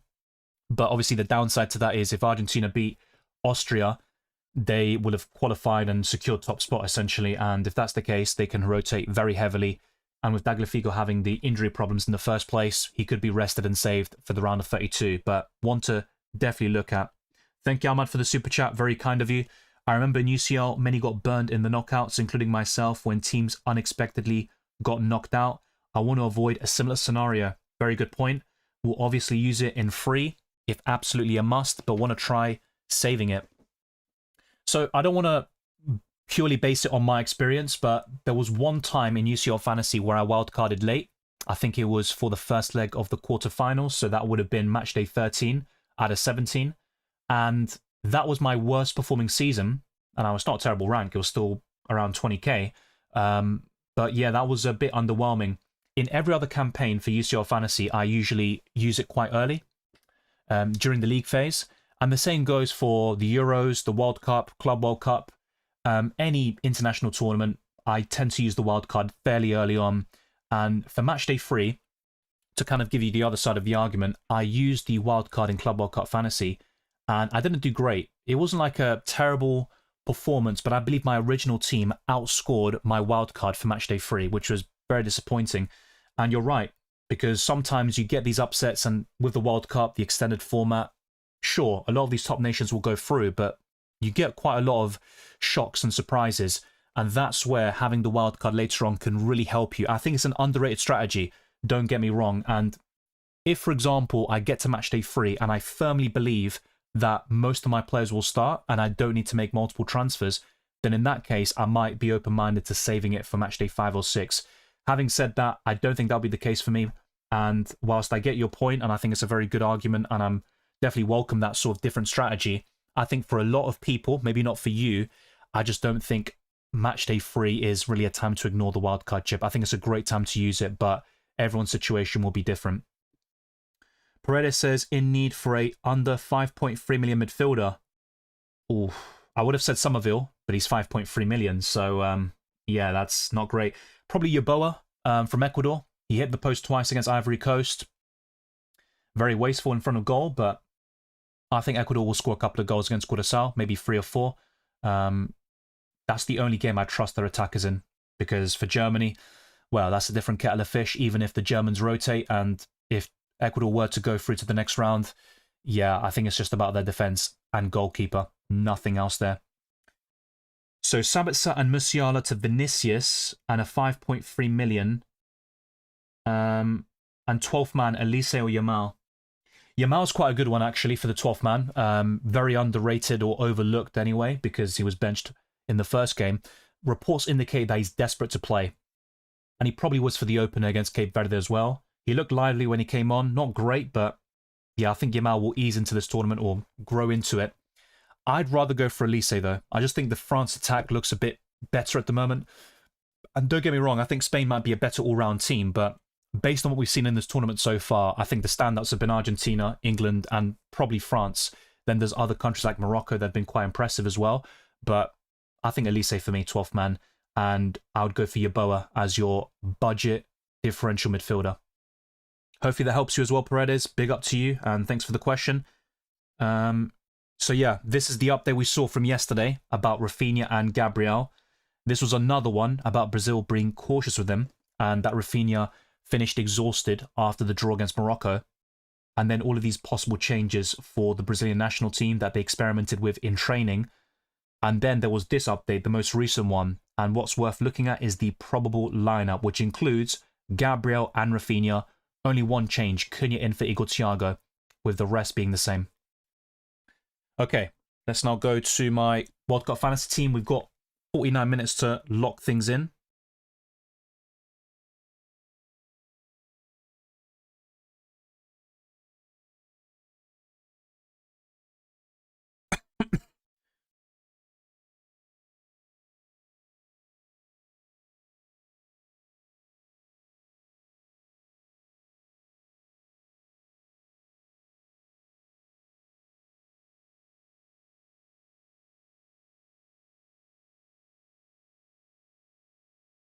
Cool. So this is my current team. I've got Harry Kane as the 12th man. I've got Galindez in goal. It's still a pretty good squad, despite the poor start to the tournament I've had. And let's see what the poll is saying. I'd be very interested to see how people are seeing this one. So it's very close, actually, but Elise and Somerville is taking the lead with 45%. Vinicius and Yeboah is second. Sell Rafinha and get KDB and Elise is third, but not much separates the three pathways. So I'm going to end that poll now. And hopefully lock stuff in fairly soon. But based on that update I just showed you about Rafinha, I'm looking to keep him and potentially get Elise and one of Somerville or Yeboah. So I might go all in on Ecuador for Matchday 2 and then wildcard out of it. Now, if I had enough money to do Oyarzabal to Messi or Harry Kane, I probably would do it, even for a -3, but I don't. That would mean not going for Elise. And I'm just not sure about that one. Because I want one of Elise or Vinicius Jr. But I think that's the way I'm going to order things. I'll keep Oyarzabal for now. I mean, Enner Valencia could be good. Is it worth a -3 hit, though? Solid record in World Cups, 6 and 7. And he is Ecuador's all-time leading goal scorer, facing a Curaçao side that just shipped in 7, but it was against Germany. I don't think Ecuador will do that. They'll probably win by 2 or 3, maybe 4. But yeah, Enner Valencia should be pivotal. He'll get chances. It's just a matter of will he finish them on the day, and he can be very hit or miss in front of goal. So let's see what happens there. Yeboah, Somerville, Ayari. My favourite is Somerville for match days 2 and 3 combined. For match day 2 specifically, I do like Yeboah a lot, but I think Somerville is a better player, and I'd have more confidence in him despite the tougher fixture on paper. Thank you, Luis Alexander. Dylan, en mi caso estoy de 23 en mi liga, pero la mayoría ya uso el wildcard. Yo no he usado comodín. ¿Crees que sea más conviene utilizar el jugador 12 o el wildcard? Para mí es mejor usar el 12th man, así que el 12 ahora, y el comodín para la jornada 3. Hasta ahora, bueno, si está diciendo que los otros en tu liga están usando el comodín en la jornada 2, bueno, puede funcionar bastante bien, pero cada situación es diferente y para mí es mejor usarlo en la jornada 3. Así que también no sé tu equipo, sería mejor si tuviera el contexto para definirlo bien, pero en muchos casos creo que es mejor usar el 12th man en la jornada 2 y el comodín en la jornada 3. Thank you, Predators, as well. Ayari, good player, scored twice against Tunisia, and I think his father's from there as well. He celebrated the second time, I should say, and not the first. Very interesting stuff, but yeah, I think with Ayari, he could get tackle points, and I think he'll be an okay World Cup fantasy asset, but I just wouldn't expect him to score another brace or even to get many goal contributions from now on. That's just the way I see it, but I talked about him a lot in FPL as a player in general, like a really interesting option, very underrated for Brighton. But I think in World Cup fantasy, No, I'd rather go for Somerville and Yeboah, to be honest with you. That's the way I'd rank them in terms of order. If you also want this player for Matchday 3, I'd definitely go Somerville. If it's Matchday 2 specific, that's where Yeboah could pip it, but it's also a question of Ecuador, and will they find their rhythm and confidence in front of goal? Yeboah is not exactly the most prolific, neither Somerville to be fair, but I have more confidence in his quality in terms of scoring and assisting, so I'd probably lean towards Somerville at the moment, but that's one transfer dilemma I've got myself that I'm looking to lock in before the deadline. Thank you, Barra, for the super chat, and that's the 10th one we've got for the day. So big up to the community again. Would you do Rafinha to Elise, Vinicius, or Salah for a -3? Well, based on the update I showed you a few times, I think Rafinha will start, and because of it, I probably wouldn't sell him for a hit. Now, if you were to buy one of those 3 players in, I think Elise would be first. Salah would be last, by the way, despite the 7 points and Matchday 1 against Belgium. He's also eligible for scouting bonus, which the other 2 aren't.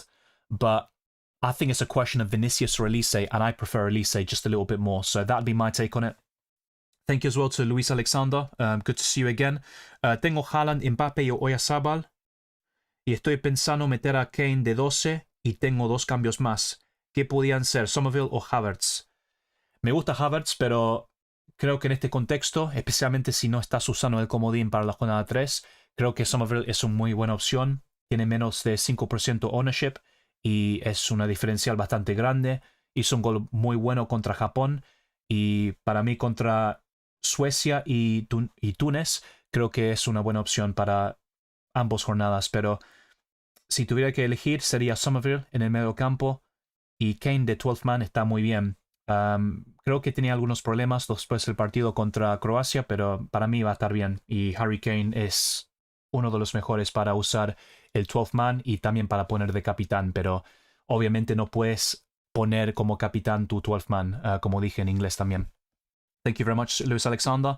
To kind of translate the Spanish questions as well, by the way, so Luis Alexander was asking me earlier about when to use the 12th man and the wild card. So in many situations, I think the 12th man is better to use on Matchday 2 and the wild card for Matchday 3. And for the last one, I think Harry Kane is one of the best 12th man opportunities. In my case, I don't have Vinicius or Elise, and I'm probably going to buy Elise in my normal squad anyway. But my favourite 12th man is probably Harry Kane from those I don't have. And in terms of Somerville or Havertz to buy, they are different positions, but I would rather buy Somerville when you also looked at Matchday 3 as well. I think that's a really good time to buy Somerville, actually, and the Netherlands might still go strong because they drew the first game. The Kuiper and Ryerson to Mazraoui and Konsa, Cucurella, Douglas Santos, Danilo. I'd go for Konsa. There is a slight element of risk in terms of rotation, and maybe you're going to wildcard on Matchday 3 anyway, but I would go for Konsa and then probably Danilo. Now, the Brazil team is quite difficult to predict in terms of who starts or not. And if we go back to the starting 11 that we saw, actually. Yeah, Danilo and Douglas Santos are expected to be in the lineup, and they would be scouting bonus opportunities against Haiti. But yeah, Brazil can be a bit iffy. Like, I would not be surprised if they conceded, but having said that, I think for this week they would be right up there when it comes to the clean sheet odds, that's for sure. And from a fantasy perspective, it makes sense to invest in them defensively for Matchday 2 only. Good to see you, A Gamer Time. Thank you very much for tuning in. Hey, Dylan, Brazil defense plus Ecuador midfield, or Ecuador... I'm guessing Ecuador defense and Brazil midfield, so it's one or the other. I would go for an Ecuadorian defender and a Brazilian midfielder. I think Brazil have a better attack than Ecuador, and the likes of Vinicius and Rafinha would definitely stand out. The only downside to this question is it's also a question of budget, because if, for example, we're talking about similar prices, well, you're not going to get too many budget midfielders from Brazil, like a Yeboah from Ecuador. So, really good question, but my preference overall, not just for Matchday 2, is an Ecuadorian defender and the Brazilian attacker, aka midfielder. Rusby says, Bruno to Vinicius for a -3. I'm not completely against that, but I think Portugal will score multiple goals against Uzbekistan. Probably 2 or 3 minimum, could be more than that. And Bruno Fernandes didn't create a single chance against Congo, but I think Congo are much better defensively than Uzbekistan. So I would keep Bruno Fernandes despite the disappointment. Maybe I'm wrong about this and Vinicius ends up outscoring him by 3 points or more. So you got to back your gut on this one, but my preference is to keep Bruno Fernandes. Once again, a massive thank you to Ahmad for all the super chats. Massively appreciated. My goalkeeper picks are my only issue. Rangel and Roche. I opted against taking hits for Elise and Vinicius. Decided to bring in Saibari and Mazraoui for 2 and 3. Yeah, if you're not wildcarding for Matchday 3, we obviously discussed this back and forth, and it's a very good debate to have. Yeah, I think Saibari looks really good in particular. So not ideal, but Laporte went over 5% and feel I have enough cover in the midfield and bench. Yeah, the goalkeeper picks are a bit disappointing. Well, Rangel got more points than my goalkeepers. I can't really speak, but there is a chance that Ochoa starts, especially on Matchday 3. I think that's the one to look out for with Rangel, so be careful. You might be down to 10 men for Matchday 3, in my opinion. Maybe I'm wrong, but it's just my point of view. Conversely, I also think Roche could actually get the nod over Muslera, who was quite shaky against Saudi Arabia. And Roche was the starting goalkeeper for Uruguay in recent years. So it was quite surprising to see him sort of, well, go on the bench to a certain extent. But there was a lot of noise about this in the build-up to Matchday 1 as well. This might be worth using a transfer on for Matchday 3, but I think as things stand, you should have a goalkeeper for Matchday 2, although you might not have the ability to make a substitution. But overall, really well thought out. If I'm being honest with you, I'm not a massive fan of the Mazraoui transfer. It could work well for the Haiti fixture, but I don't like it against Scotland. Maybe I'm wrong about that as well. But Saibari is one I'm definitely very keen on. An attacking midfielder by trade, playing out of position as a striker, and he scored a brilliant goal against Brazil. So I'm definitely on board with that one, and I think will do very well for your team. So good luck with that. Colombia budget mid. Maybe Arias. Hamilton Campas, who plays for my team Rosario Central in Argentina. He scored the third goal against Uzbekistan, but he's more of a rotation option. So apart from James Rodriguez, who is technically mid-priced, I'd probably say Arias if you're looking for a Colombian midfielder. Hi, Dylan. Would you sub out Musiala or Rafinha? So, but I'm not trying to be a sort of condescending or anything, but just be careful with the terminology of subbing and transferring out. So in terms of transferring out, I'd rather sell Musiala than Rafinha, but that's based on the information I gave multiple times about Rafinha starting or not, which you see on screen as well. So this is one probable 11 by ESPN Brazil, and it looks like he'll still start despite all the problems we've seen over the last couple of days and the exhaustion he felt against Morocco. But yeah, good question. Ultimately, they both have a lot of value for the remainder of the tournament. They're both quality players, but I'd rather sell Musiala and keep Rafinha for the Haiti game. Oyarzabal or Balogun or Havertz. For Matchday 2, if Oyarzabal starts, I think he's my favourite, but that's a big if. I think he's the biggest rotation risk for the upcoming game week as well. So that could go one of both ways, but my gut feeling is on Mr. Oyarzabal. Upamecano at exactly 5% ownership. He wouldn't qualify based on the rules, but I said this many times in my content this year. When I played Club World Cup Fantasy last year, I had Cambiasso from Juventus, and he had 5% ownership, and he still qualified for the scouting bonus. And it's all about the ownership before the matchday deadline locks in. And it said 5%. So I thought, okay, I'm not going to get the additional points for that, but I still did. So it's worth bearing that in mind. Maybe if it's like 5.0001%, but it says 5, he still qualifies somehow. But I couldn't guarantee it. I haven't seen any examples from this year to kind of stress test that. If anyone has maybe seen that, if you've had the 5% ownership player, for example, and they've qualified for the scouting bonus, let me know in the live chat so we can clarify this for good. But based on the rules, he shouldn't qualify, Mr. Upamecano as well. Yeah, for a Brazilian defender, I think my favourite would probably be Danilo or Douglas Santos. They both qualify for scouting bonus, and it's just a matchday 2 pick more than anything else. Both 90 minutes against Morocco, both under 5%. Yeah, and very cheap at 4.3, as you say, but I'm not a massive fan for matchday 3 as well. If you're wildcarding by then, it's fine. I think Brazil... Look, I think they'll keep a clean sheet against Haiti, but I would not be surprised if they didn't. I don't have that confidence in them as I would have done from 2018 and before that, or at least in many World Cups. I don't think they were great in 2014 either, by the way. But yeah, I think that's a good option for matchday 2. I would be on board with it for the most part. Good luck as well, Ahmed, and to everyone else watching. If I leave Bruno, it allows me Torres to Cunha. Otherwise, if I take Vinicius instead of Bruno, I can only take Valencia. If I'm being honest, I'd rather have Enner Valencia than Cunha anyway for matchday 2.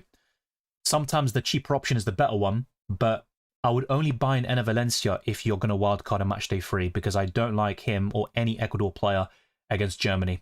Now, could they get a result? Absolutely, because Ecuador have beaten the likes of Argentina and Brazil in recent years. They are a solid team defensively, but their attack leaves a lot to be desired. And the only reason why I'd even recommend a Yeboah and a Valencia, etc., is because of Curaçao. But really good question, and it's a very interesting debate, but I'd probably get in a Valencia anyway and keep Bruno Fernandes in your squad. Yeah, Richard Rios is good for tackles, but I still think in terms of attacking potential, you're looking at Arias when you're looking at purely budget options. Any standout mids for 6.1 million? For matchday 2 only, I'd say Yeboah. Overall, Somerville would pique my interest. I like him for matchday 3 in particular. Yeah, Nusa, the best fixture's gone past him, and he blanked, which was quite surprising, actually. But he could still do well against Senegal and France, in my opinion. But I think on paper, you definitely want to sell him. The other players I mentioned, Somerville and Yeboah, have a far higher ceiling for matchday 2 and 3, sorry. Yeah, so I think both of them would be upgrades. Yeah, I think Kane for 12th man. And by the way, that's going to be the next poll.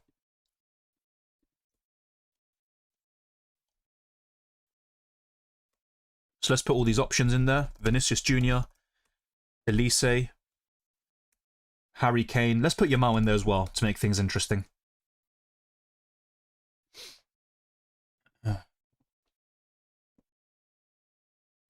So yeah, I appreciate everyone tuning in for the last couple of hours. If you haven't done so already, drop a like on this stream and subscribe. We are closing in on 40,000, and yeah, big up to all the members, the patrons, the super chatters. You're massively appreciated. And yeah, we've already made big strides to the next goal. So hopefully in the next month or so we can get there. If not, we'll be very, very close. And it's all thanks to you lot. Bloody hell. Sorry about that. I'm still pushing my voice to the limit, it seems, but there you go. It's nothing new for me.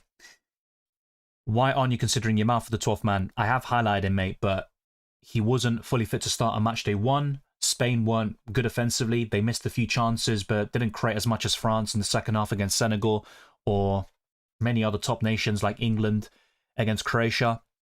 But yeah, Yamal is always worth looking at, but I don't think I'd pick him over the other options I've mentioned, like Kane, Vinicius, and Elise. But yeah, I think in my case, I've already got Haaland and Mbappe.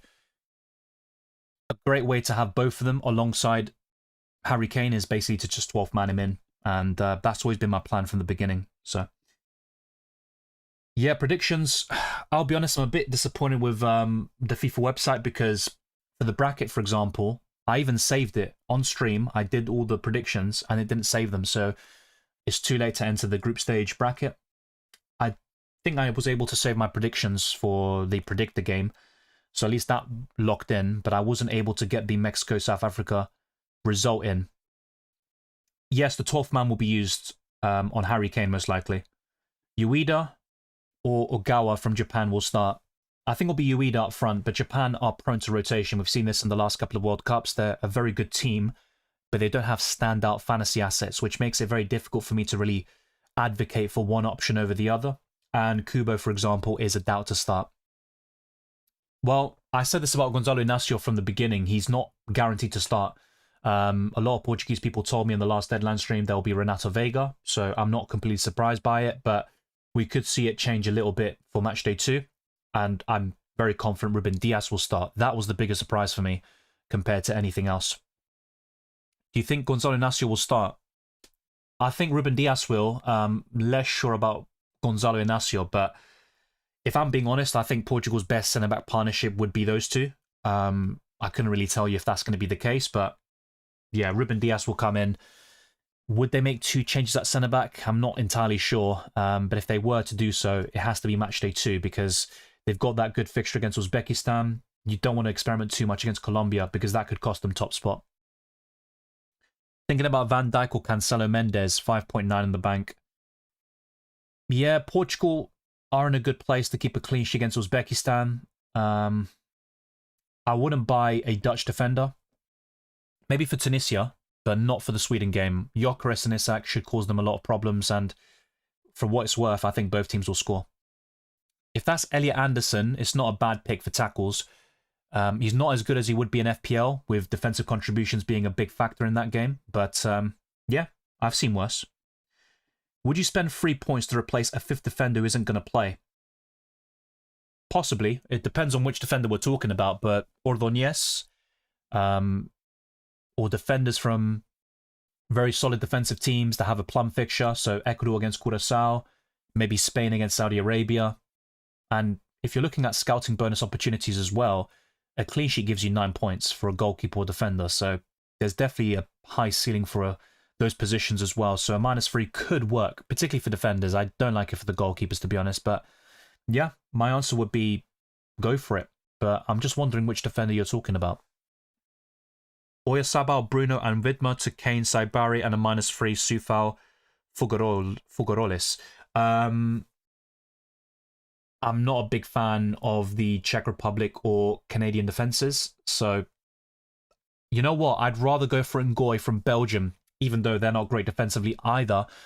Just facing Iran and New Zealand, I'd rather go in that direction. And the other two moves look really good. But selling Bruno Fernandes could always backfire, and I get it. You're doing it to get Harry Kane up front, but at the same time, you are selling one of the best in-form midfielders in the world, even though he played quite poorly against Congo. But yeah, my main concern with your moves is the defense. I'd probably go for Ngoy instead, or a different budget defender, which you would have seen earlier when I was building my sort of ideal 50-man squad on the wildcard. But check out that video for more details and the full pool of players that I'd consider for match days 2 and 3. And that could easily change. So in a couple of days' time, a lot of these picks might be redundant. And that's why I'm looking to use the wildcard very soon, but not just yet. Okay, so I'm going to lock in my squad. And Harry Kane is the clear winner with over 50%, but Vinicius is second and Elise is third. So I could actually afford Vinicius over Elise and also get Somerville in. I could afford that.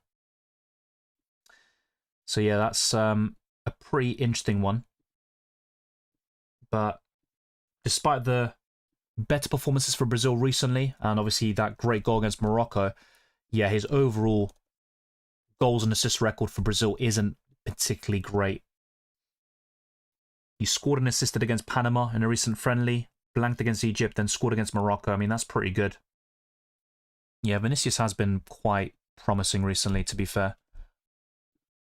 Elise is very good for the goals and the assists, and yeah, set up a goal against Senegal for Mbappe and a hat-trick against Northern Ireland. He's much more inexperienced at the international stage, but he's obviously cemented himself as one of the best players in world football this season. See, that's a tough debate. I'm going to make that into a separate poll, I think. Vinicius versus Elise. Not just the 12th man, just in general. I think that's a good one. But yeah, I agree with the community. I think Harry Kane is the best 12th man, at least from those on offer.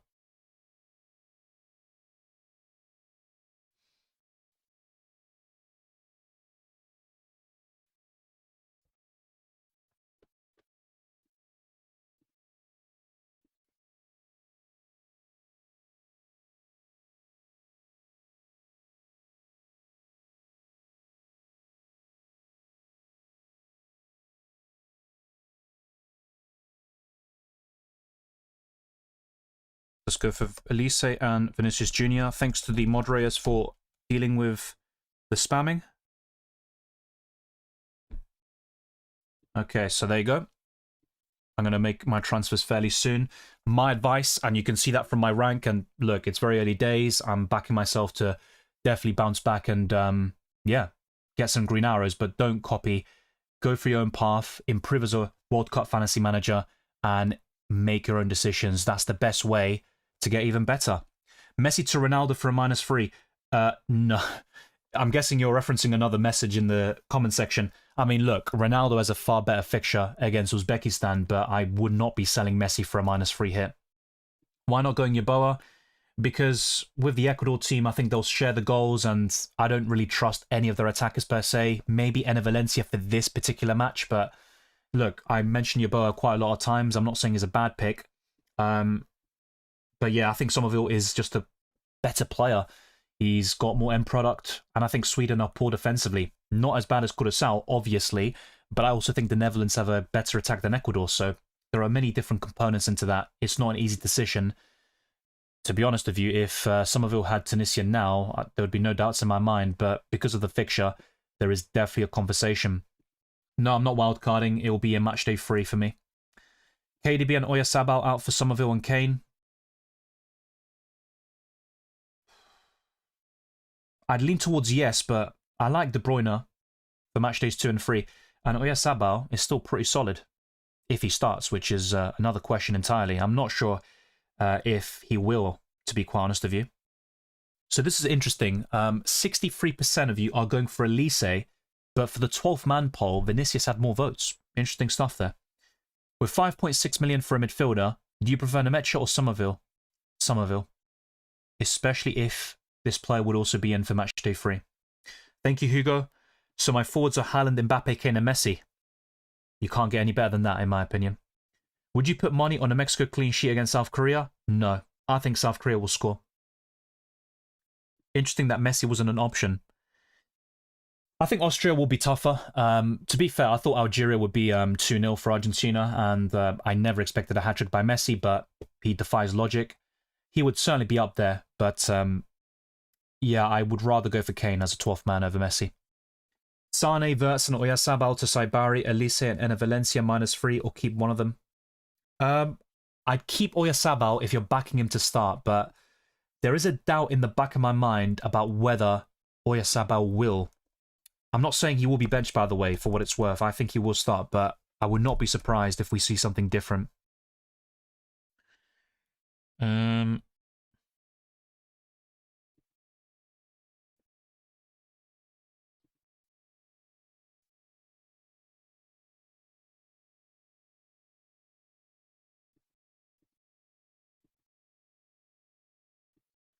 Just gonna have a look at your Yeboah's stats as well. I want to see.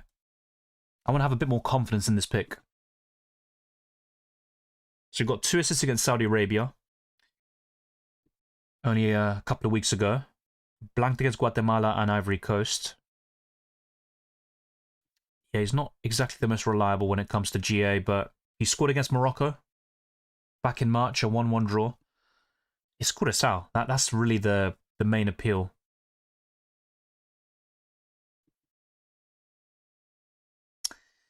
Yeah, difficult decisions to be made here. But yeah, I see the appeal of having an Ecuador attacker. There's no doubt about that. I think Blatter played quite well, but he's classified as a forward. I'd rather just go for Enner Valencia in that case.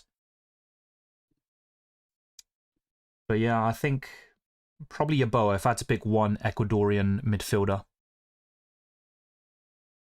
Who do you think I could transfer in for Doku? To be fair, Belgium have good fixtures against Iran and New Zealand, but Saibari looks really good. Somerville, Yeboah. There's plenty more where that came from as well, by the way. I wouldn't buy in James Rodriguez, but depending on your budget, I think Diaz would look quite good. Bruno Fernandes is still really solid, and then you're looking at Elise Vinicius Jr., of course, but depends on your budget. I wouldn't go sideways, technically, from Doku to De Bruyne or vice versa, although De Bruyne is my preference.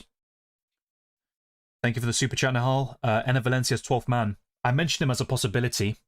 I'm not fully against it, but I think the likes of Elise, Vinicius, Messi, Harry Kane, Yamal would all be above him in the pecking order for me, and I would not be surprised to see Enner Valencia have so many big chances and leave owners frustrated.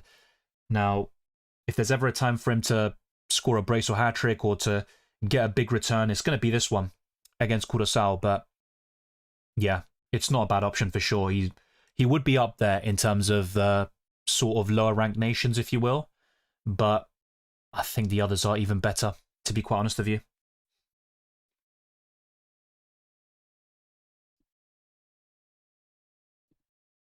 So Elise is winning this vote quite comfortably too, 65%.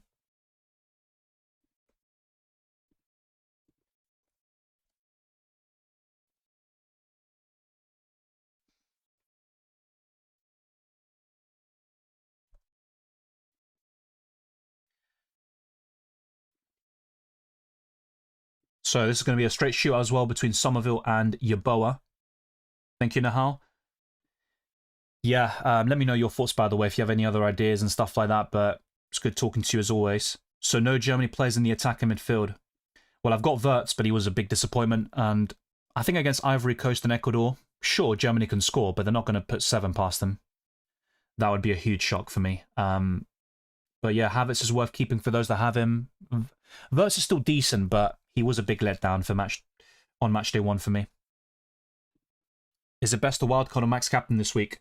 No, Max Captain is best to use later on. If you rewind this stream, you would have seen my chip strategy sort of recap.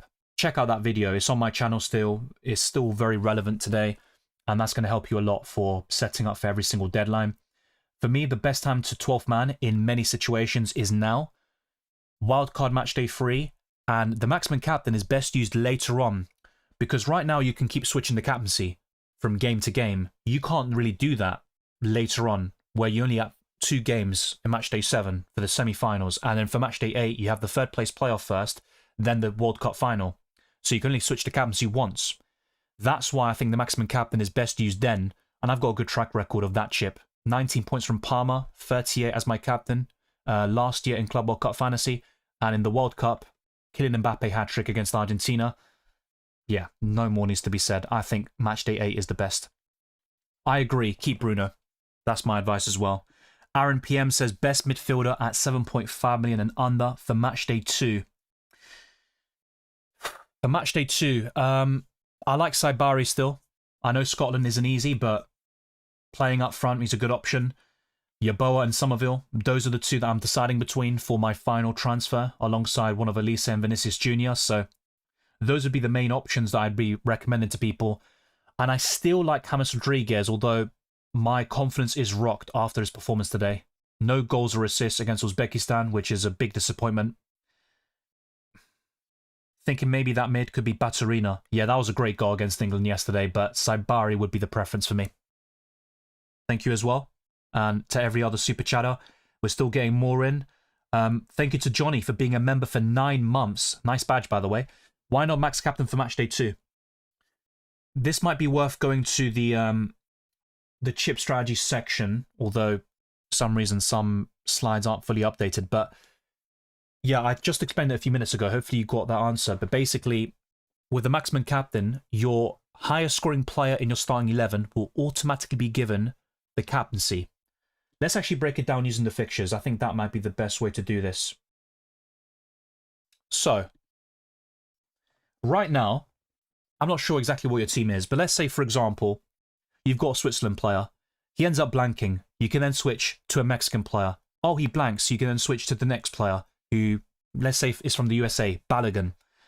That's the big difference between now and match day 7 and 8, where you can only switch to captaincy once. So the margin for error is much smaller by that stage. Whilst right now, you can get like 5 or 6 captains wrong and still have more to play. So that's why I think it's best to use the max captain later in the competition and instead use the 12th man now, where the ceiling is higher. And sure, the same thing goes for the maximum captain. The sort of points potential would be maybe 20 plus points, theoretically. But you can also get massive returns in the final. And I think compared to the Champions League, which usually is a bit more cagey, we've seen that in many finals recently. With the World Cup, we saw 3-3 between Argentina and France. We saw 4-2 between France and Croatia in some recent World Cup finals. It's not always like that, of course.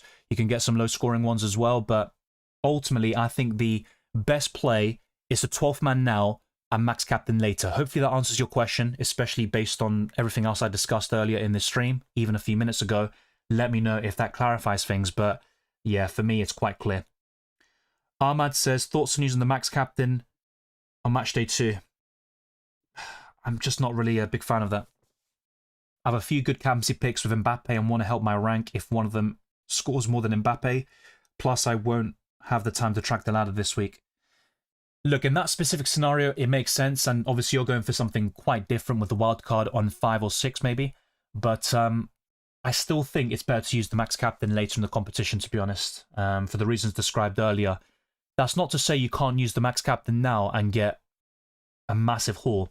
And look, sometimes you can gain a few extra points. For example, I went for Mbappe a few days ago, Then a few hours later, Haaland plays and he gets 3 extra points. So, yeah, that could have been quite useful. But I just think the points you can gain is probably going to be more likely to be bigger later in the competition because you might get the captaincy wrong, whether you predict the wrong team or you captain the wrong player, if you will.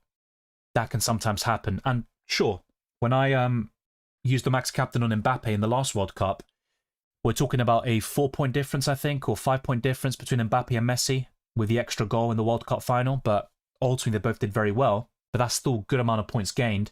And yeah, a World Cup final hat-trick seems quite nice, even if it was against my own country. And the Club World Cup, I mean, that's the one that kind of cemented it for me. Because I thought PSG would win quite handsomely. I think I had 7 or 8 PSG players. Palmer was in my team, but I was never going to captain him. And he gets 19 points. I think my original captain might have been Dembele, and he blanked. So it just goes to show how useful it can be later in the competition. Now, you're saying you might not have enough time to keep changing the captaincy for each game, which is fair enough, but I still think, if possible, use the 12th man now and the maximum captain chip later in the competition. Nahal says took a -3, Soucek before the lineups, -6 for Somerville. Yeah, I'm not a big fan of that, but the odd -3 or 6 won't hurt. Just try not to make it a habit, would be my advice. But that's something I haven't done, by the way. Go through the lineup. So between Czechia and South Africa, we can do that quite quickly. Let's see if I can also get it up here.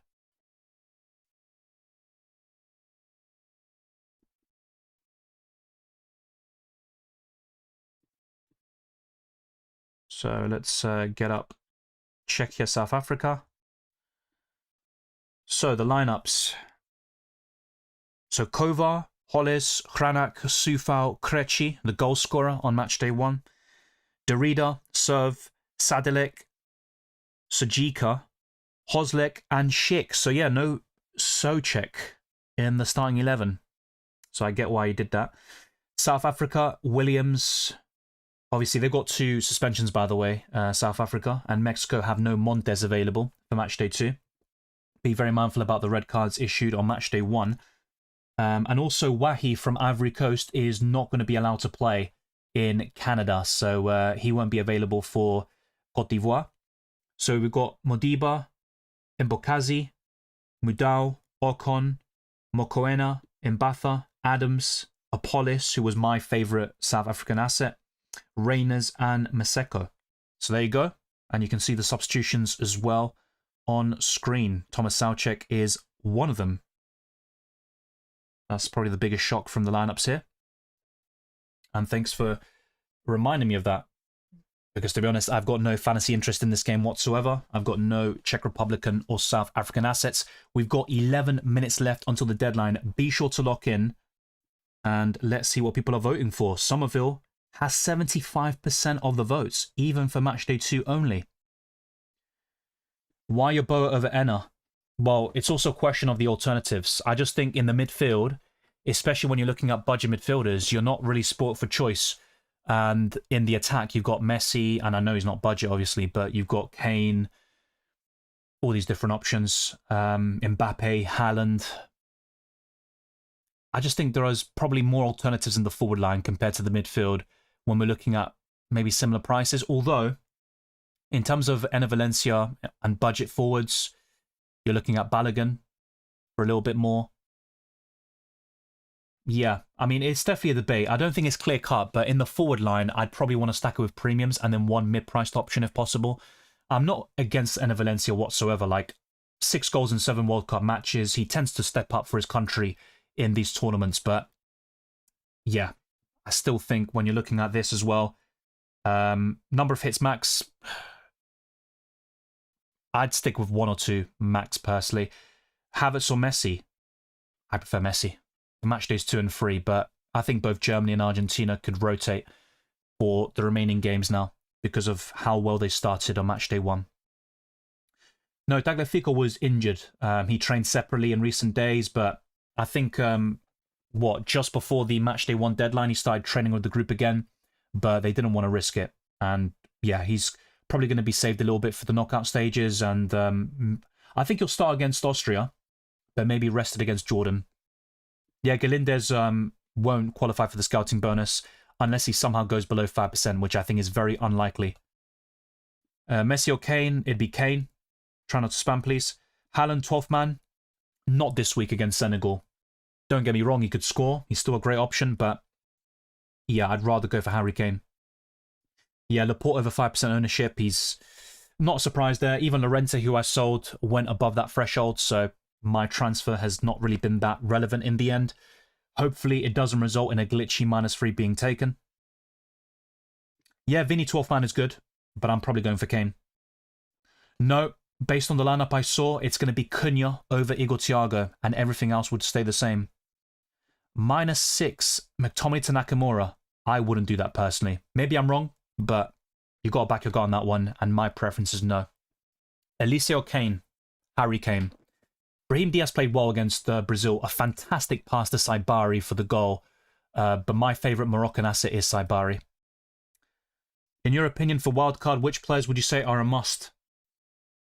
As things stand, because this could change in a couple of days' time where you see more rotation, and some of these players who do well this week will be benched next week, I would say some Argentina assets look good. Martinez in goal, maybe a defender. So you're looking at Romero, Lisandro Martinez. Tagliafico might be a bit risky, to be fair. Molina should start. Messi's always a great option, of course. I'd definitely go for Kane and Mbappe. They are pretty much must for me.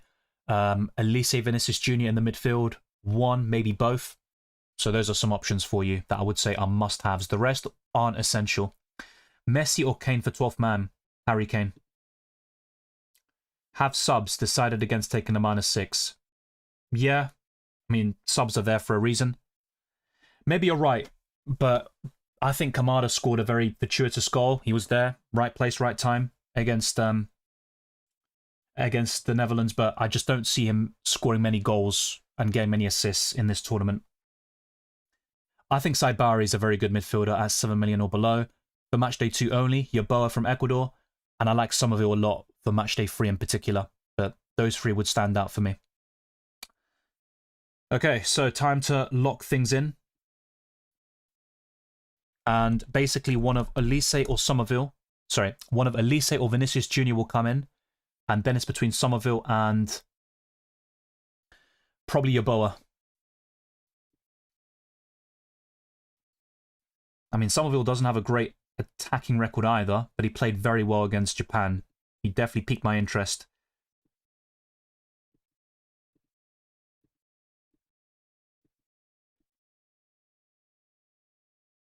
I'm going to see if I can get an Ecuadorian starting 11, just in case. I think Yeboah will start.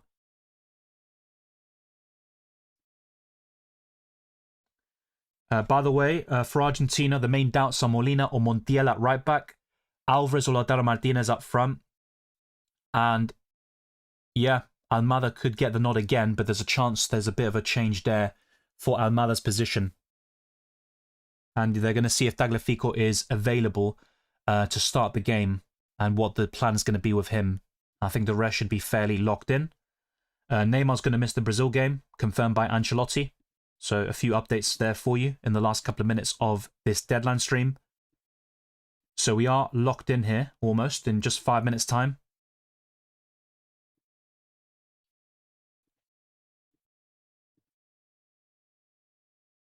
Just want to see an Ecuador predicted lineup, to be fair.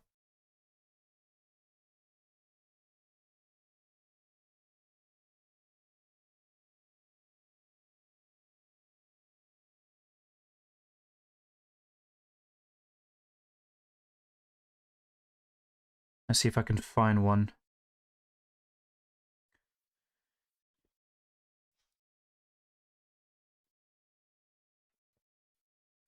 Yeah, Yeboah's a bit of a rotation risk for my liking, but it might need to be a sacrifice worth making. So here you go. These are the options for me.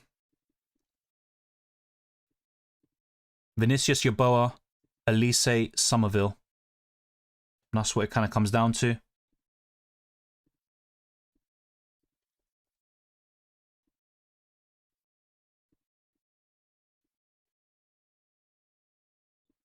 Yeah, very fine margins here. Very fine margins.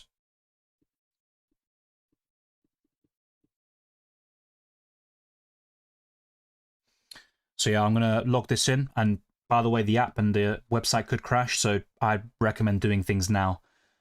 So this probably is what I'm leaning towards, like I discussed in my team selection.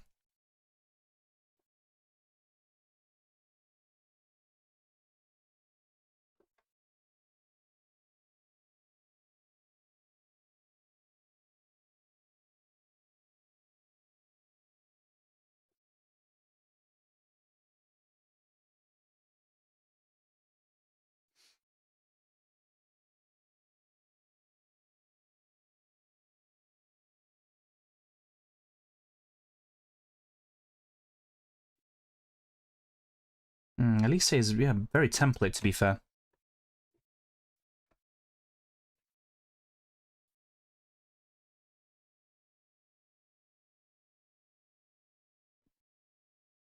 Yeah, I think I'm going to stick with Elise, but I'm probably going to change Somerville to Yeboah and have that Ecuadorian midfielder. Oh, look. Wait, what? It says -3. What the hell was happening there? Let me reload this and make sure. It's just 2 free transfers. Is that because of the Laporte transfer? That would be very annoying. Let's have a look. Maybe I made a mistake. So let's put Elise and McTominay out for Yeboah. Okay, now I think that should be fine. So I'm not sure if that's going to take a -3 hit for me because of the Laporte Llorente stuff from the last deadline. Okay, that's a bit awkward.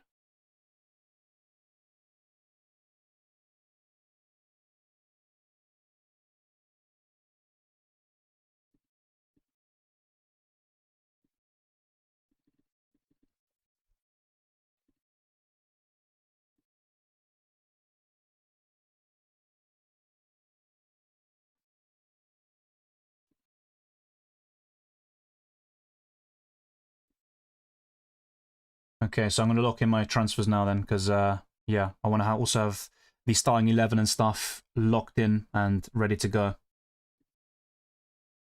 I don't know why, but I'm just more tempted by Vinicius close to the deadline. His recent form is very good for club and country.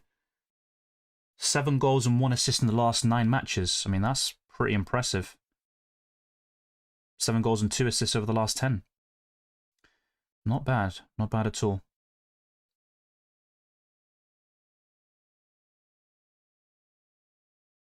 Okay. I might go for the differential route here.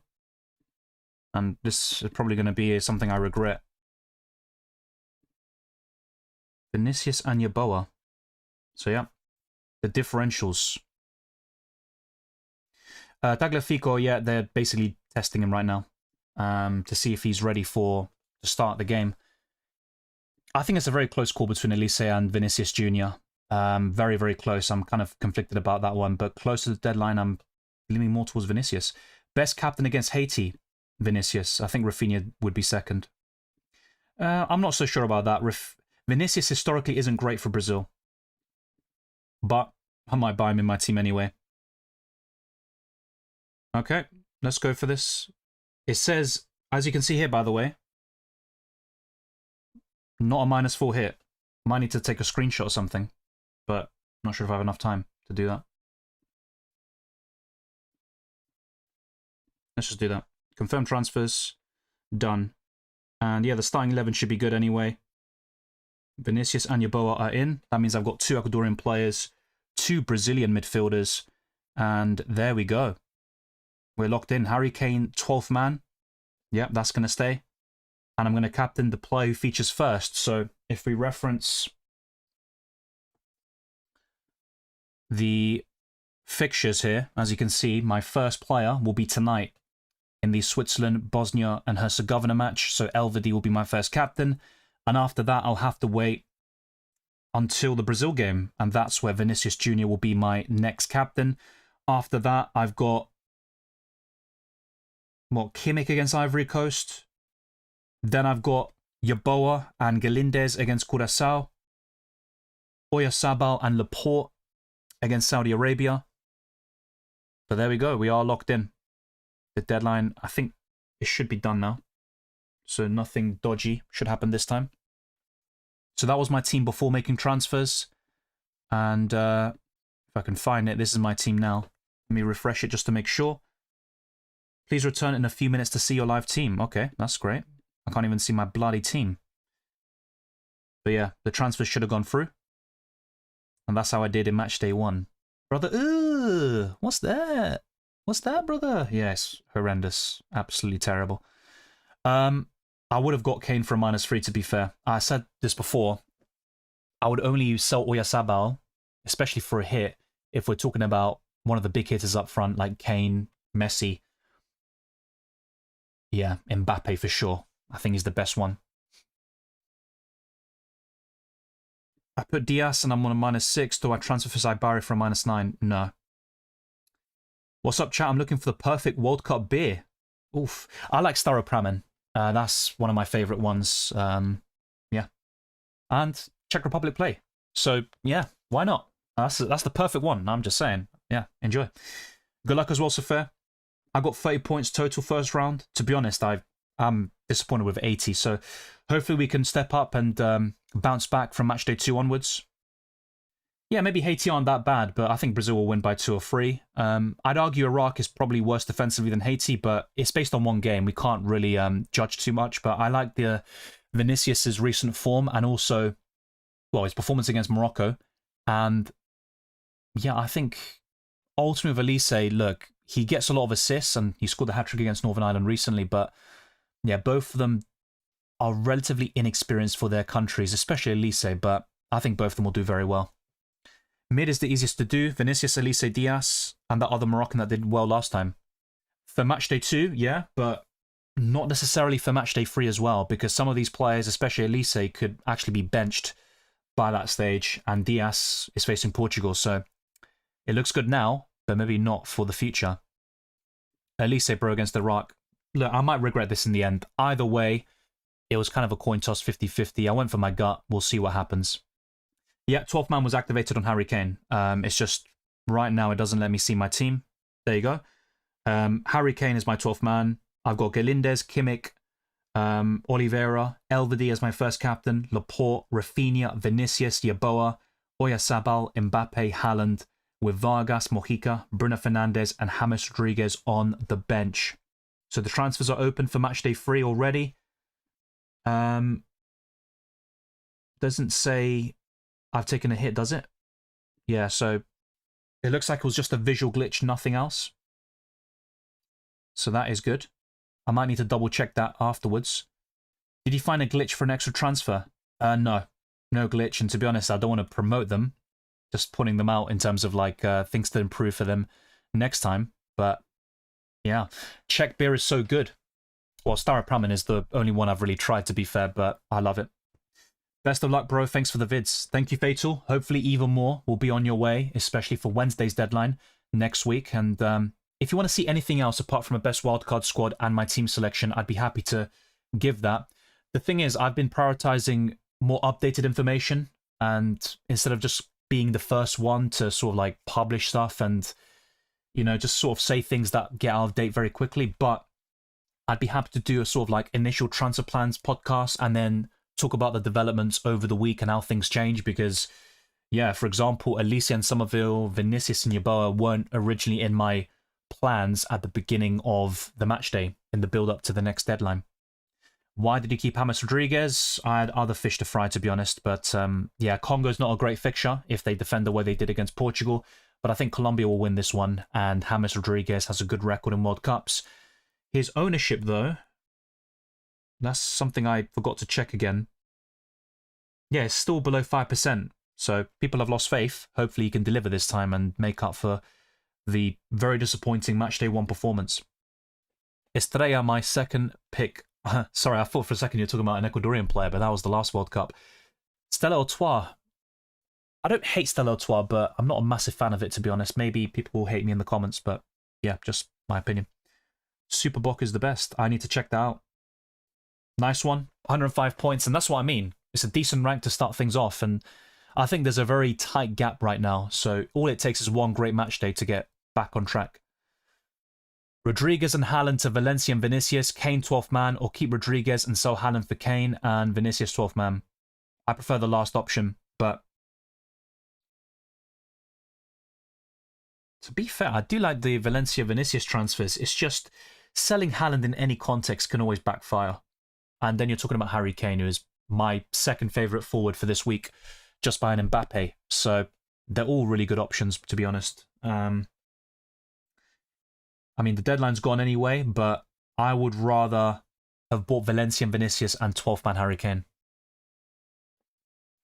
Yeah, hopefully he can, Safir. I'm really hoping that's what's going to happen. So yeah, Staropramen. I don't mind Moretti. I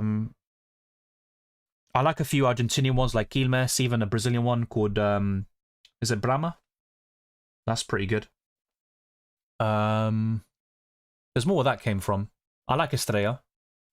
Not when Cucurella sings it, but that's a different story. Oh, I need to put a list of beers. I mean, it goes from anime to TV shows, films, books, and now I'm writing down beers. Got to be careful. Okay, so I've got Vinicius and Valencia for Havertz and Wirtz. I decided to keep Oyarzabal instead of Kane. Yeah, I mean, at least you prevented the -3 hit, but Harry Kane is a very good option. Go Dylan. Thank you, Ignacio. I'm going with a -3. Haaland, Nusa, and Wirtz out for Enna Valencia. Vinicius and Saibari. Harry Kane, the 12th man.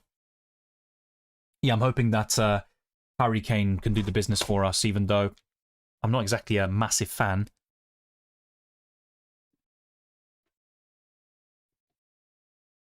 Let's see. Yeah, hopefully that didn't cause any big issues. And let me know if the audio and the sort of frames were fine in this stream. I'll double check it myself as well afterwards. But yeah, big up to everyone. I'm going to put the game on now. I think there has been a goal. And this time I should be able to watch. So that should be good.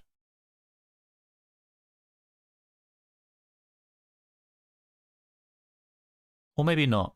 For some reason I can't watch the bloody game. That's a bit weird.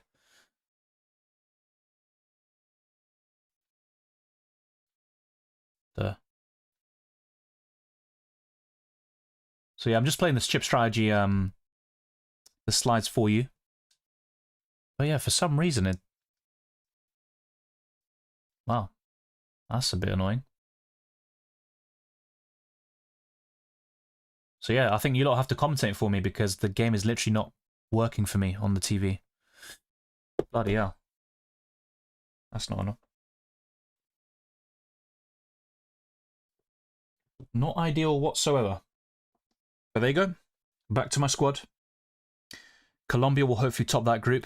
Well, they're in a good position now. But I think Portugal will beat Uzbekistan. Yeah, Colombia need to get the job done against Congo.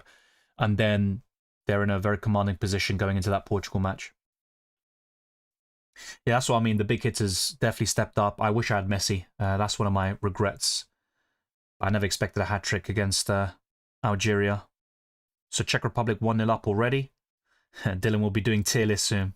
For beers. Maybe for another time. It won't be a separate video. Is that... From what country is that from? I think I've tried that. Yeah, it's Belgian. Yeah, I saw that, actually, on one of my recent holidays. Damn, South Africa conceded early again. Yeah, they might be one of the teams to target in this tournament, but I just don't like the teams that are facing them. A good ale or stout way nicer than a lager. Yeah, I like ales. Old Speckled Hen, I think, is one of them. That's a pretty good one. And Guinness is also pretty good, but I prefer that in the winter. Mbappe, Kane, Havertz are my forwards. I'm so confident Havertz can still get a result against Ivory Coast, plus feels wrong subbing out a nailed penalty taker. Yeah, Havertz is still worth keeping, don't get me wrong, so he's not really someone I'd say is a must-sell. I saw a visual glitch on mine 3 days ago when it suddenly showed 0 transfers after I fiddled around with what transfers to make. I initially thought it looked for a transfer glitch. Refreshed did the job. I think that's what happened to me just a few minutes ago, but the big one was yesterday, where it signed out a lot of people, including myself, and a lot of people wanted to make subs before the Portugal-Congo game, so you've got to be careful with that. Rodriguez is nowhere near what he was. I switched from budget just because of price. The thing is, just 2 years ago, he was the standout player in the Copa America. He was the MVP. He had the most assists, and he played well in virtually every single game, even the final. So, yeah, it's a shame that he played poorly here, but he usually steps up for Colombia. I mean, just a few days ago, he got 2 assists in a friendly, so hopefully he can do that again. Yeah, the wild card will be deployed on matchday 3 unless something crazy happens. I would be very surprised if I didn't, but especially after buying Vinicius and Yeboah, I've pretty much pushed myself in that direction anyway.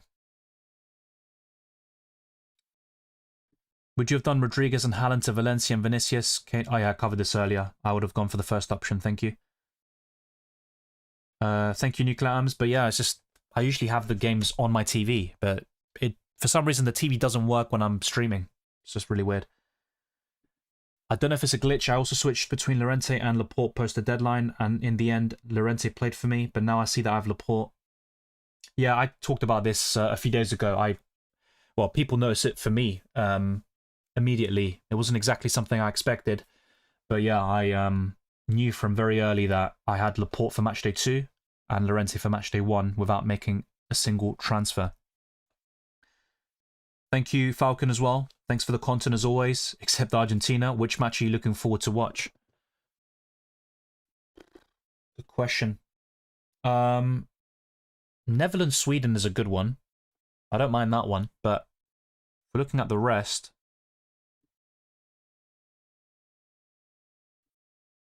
let's go back to matchday 2.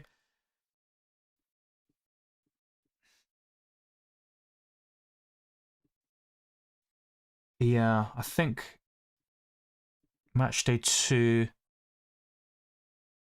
Scotland-Morocco, I think, will have a good atmosphere, and that game's very important in terms of who qualifies to the next round, at least in the top 2.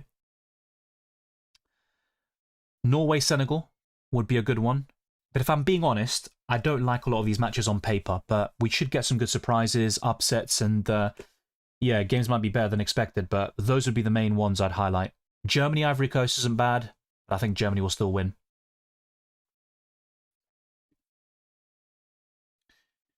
Ahmed says Belgium. I'm not so sure. I mean, Iran could cause some problems. Yeah. Leaf is Belgian. I heard the pronunciation the Dutch way, but yeah, I'm not Dutch, so why are FIFA games so dodgy? Well, I mean, it's also about the people who develop the game, but they have some good ideas, and it is difficult. Why does this keep refreshing, by the way? Bloody hell, relax. I'm done. Just when I'm trying to help them. Stick up for them a little bit. But yeah, that's my current squad. Let's see if I regret buying Vinicius and Yeboah. Of course, for all those out there, non-alcoholic versions available. I still can't view my matchday 2 team again. You should be able to now. I think it just takes a few minutes for it to reset. I mean, even FPL, for example, it usually takes like an hour for things to sort of update. Haaland 12th man on matchday 1 worked like a charm. I'm glad I don't have to worry about that anymore. Yeah, to be honest, if I used the 12th man on matchday 1, it would have been on Havertz, which would have been decent. But yeah, I've got Kane now, and then it's out of the way, even if it goes poorly. But I hope it doesn't, and that Kane could get a goal or 2. Yeah, but I'm not sure. I mean, if people are on it, and if there's enough people, I'd definitely be keen to do another Deadline stream or another stream. But yeah, I've also got work commitments, and yeah, I'm also looking at making other pieces of videos, whether it's initial transfer plans, transfer tips. Obviously, the best wildcard and team selection videos will be there every single week alongside Deadline streams, but I'd definitely be keen on more content, at least an additional video or stream. Thank you as well, Ahmed, for the super chat. Belgium for the beer. Yeah, Belgium have some pretty good beers, to be fair. I'm not a big fan of Stella Artois personally, but yeah, I'd prefer something a bit stronger, I guess. I hope Morocco wins. Will force Brazil not to rotate in 3. I want Scotland to win if I had to pick one nation from that group, but yeah, between Morocco and Brazil, you know where my preference lies there. Yeah, Japan should have good matches. It's just Tunisia seems like a weak opponent on paper, but they have changed manager. I meant swapping James Rodriguez for Diaz, regretting that now. Yeah, but hopefully James can pay off the faith and do something on matchday 2, but yeah, it wasn't really what I want to see. Nuclear Atom says, I'm supporting Portugal this year because of Ronaldo. Couldn't sleep last night out of sheer frustration. Well, Portugal in general seem a bit disjointed, but you can't judge a team fully from one match. We saw that with Argentina last time and also with Spain in 2010. But yeah, I said this before. I mean, Ronaldo's a legend in football. We all know this, but I do think he holds Portugal back at times. And I said this in the last World Cup as well. And Roberto Martinez is another possible obstacle for Portugal winning the World Cup, but it's early days. Also, I think you kept saying maximum captain. Well, no, I say maximum. I know how to say maximum. Don't worry about that one. Vozinha, the legend. He's an Arsenal and Barcelona fan, but yeah, credit to him. Great performance on match day 1. Let's see if we can do that again. It's going to be difficult. Can you build a quick top-of-the-head wildcard team? I'll save that for the video, to be honest, and if I'm being completely frank, a lot of things can change from now until the deadline, which is why I constantly reference that when building a sort of updated wildcard squad right now. But there would be changes already. If I can see this here. So now for match day 3 specifically, yeah, I think I'd probably have Pickford in there. Martinez, are they both going to start? I'm not sure about that. I'd sell Ordóñez. Probably Rodriguez as well, and Hernandez. Ngoy could stay against New Zealand. Not too bad. Gabriel against Scotland is okay. Kane against Panama. Mbappe still looks good against Norway, but I would be open to selling him. I may be going for none other than Lionel Messi, the highest scoring player in World Cup fantasy right now. Balogun isn't bad against Turkey, but I think I'd go for something a bit different there. I'd go for Somerville, Saibari. Vinicius is decent. Elise is still calm. He's not a bad option, but I think I'd go for something like this. And if England win the next game, some of these picks could be redundant and they might be rotated. So that's what I mean. It's not really worth really building something right now. And that's why I prefer having more information and building teams and having these videos done later in the week. But maybe an early one will be done for you as well. But yeah, right now it's too early to judge. I'd go for something like this. Maybe a German defender like Kimmich or Brown. Let's go for Kimmich for the time being. And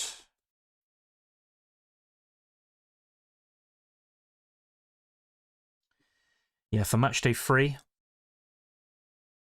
I'd probably avoid the players from Group A. Group B, maybe Brazil. I like the Moroccan assets. They're pretty decent. That's why someone mentioned Mazraoui earlier. Ivory Coast could be interesting against Curaçao, but I'm just not a big fan. I think maybe Dumfries against Tunisia. So going for something like that. A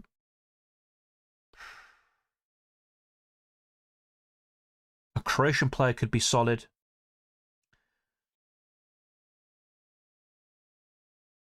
But Argentina would definitely pique my interest. I think Japan-Sweden is a game to avoid for the most part. And then maybe a Senegalese asset. But I just don't like the players in general from a fantasy perspective. Spain are still good. But yeah, if I'm looking down at this list, it's not particularly great. So we've got 14.9 million for 2 more spots. I'd probably get rid of Vinicius as well for matchday 3 in particular. So what I'd probably go for here. Salah's not a bad one against Iran. He's not too shabby, but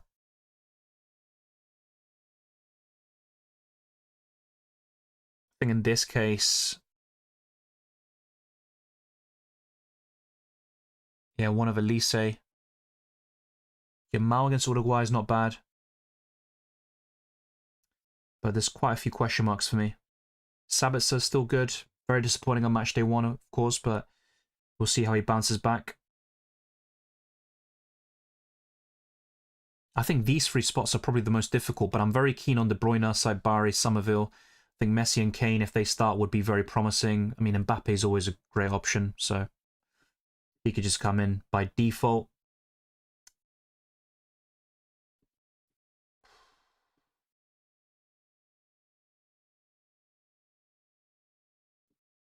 Marmoush is a differential. Gakpo, but I'm quite happy with Somerville and 2 Dutch players. Don't think a third is necessary.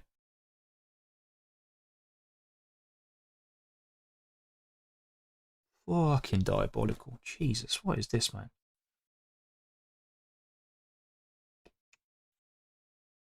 Yeah, between Alvarez and Lautaro Martinez, whoever starts, I wouldn't go for 2 Argentina forwards, though, but that's another possibility for you. Okay, so if I were to sort of nail this down, I think just going for Mbappe by default then, and then 14.4 million for 2 budget / mid-price midfielders.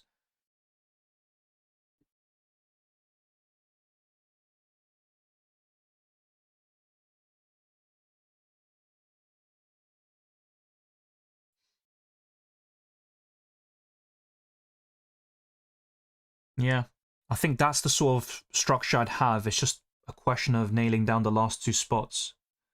I don't mind Almada or an Argentina midfielder, but I just think they're going to rotate heavily. And then the last player to complete this squad, which is going to change, by the way, in a couple of days' time. Just warning you right now.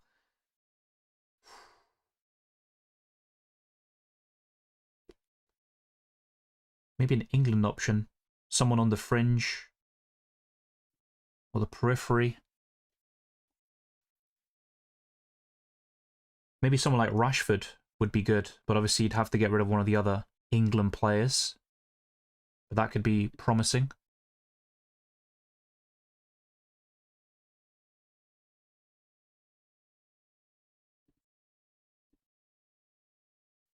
So that's not too bad. Just need that one final midfielder, 7.9 or below. That's where France could bring in a Cherki or Barcola to start. Let's go for Mane against Iraq. I mean, that's just a rough sort of squad, but I'm going to plan that in more detail, and with the results as well over the coming days, we're going to have a clear idea of who's going to start, who could be benched and stuff like that. But there you go. Panama weren't that bad.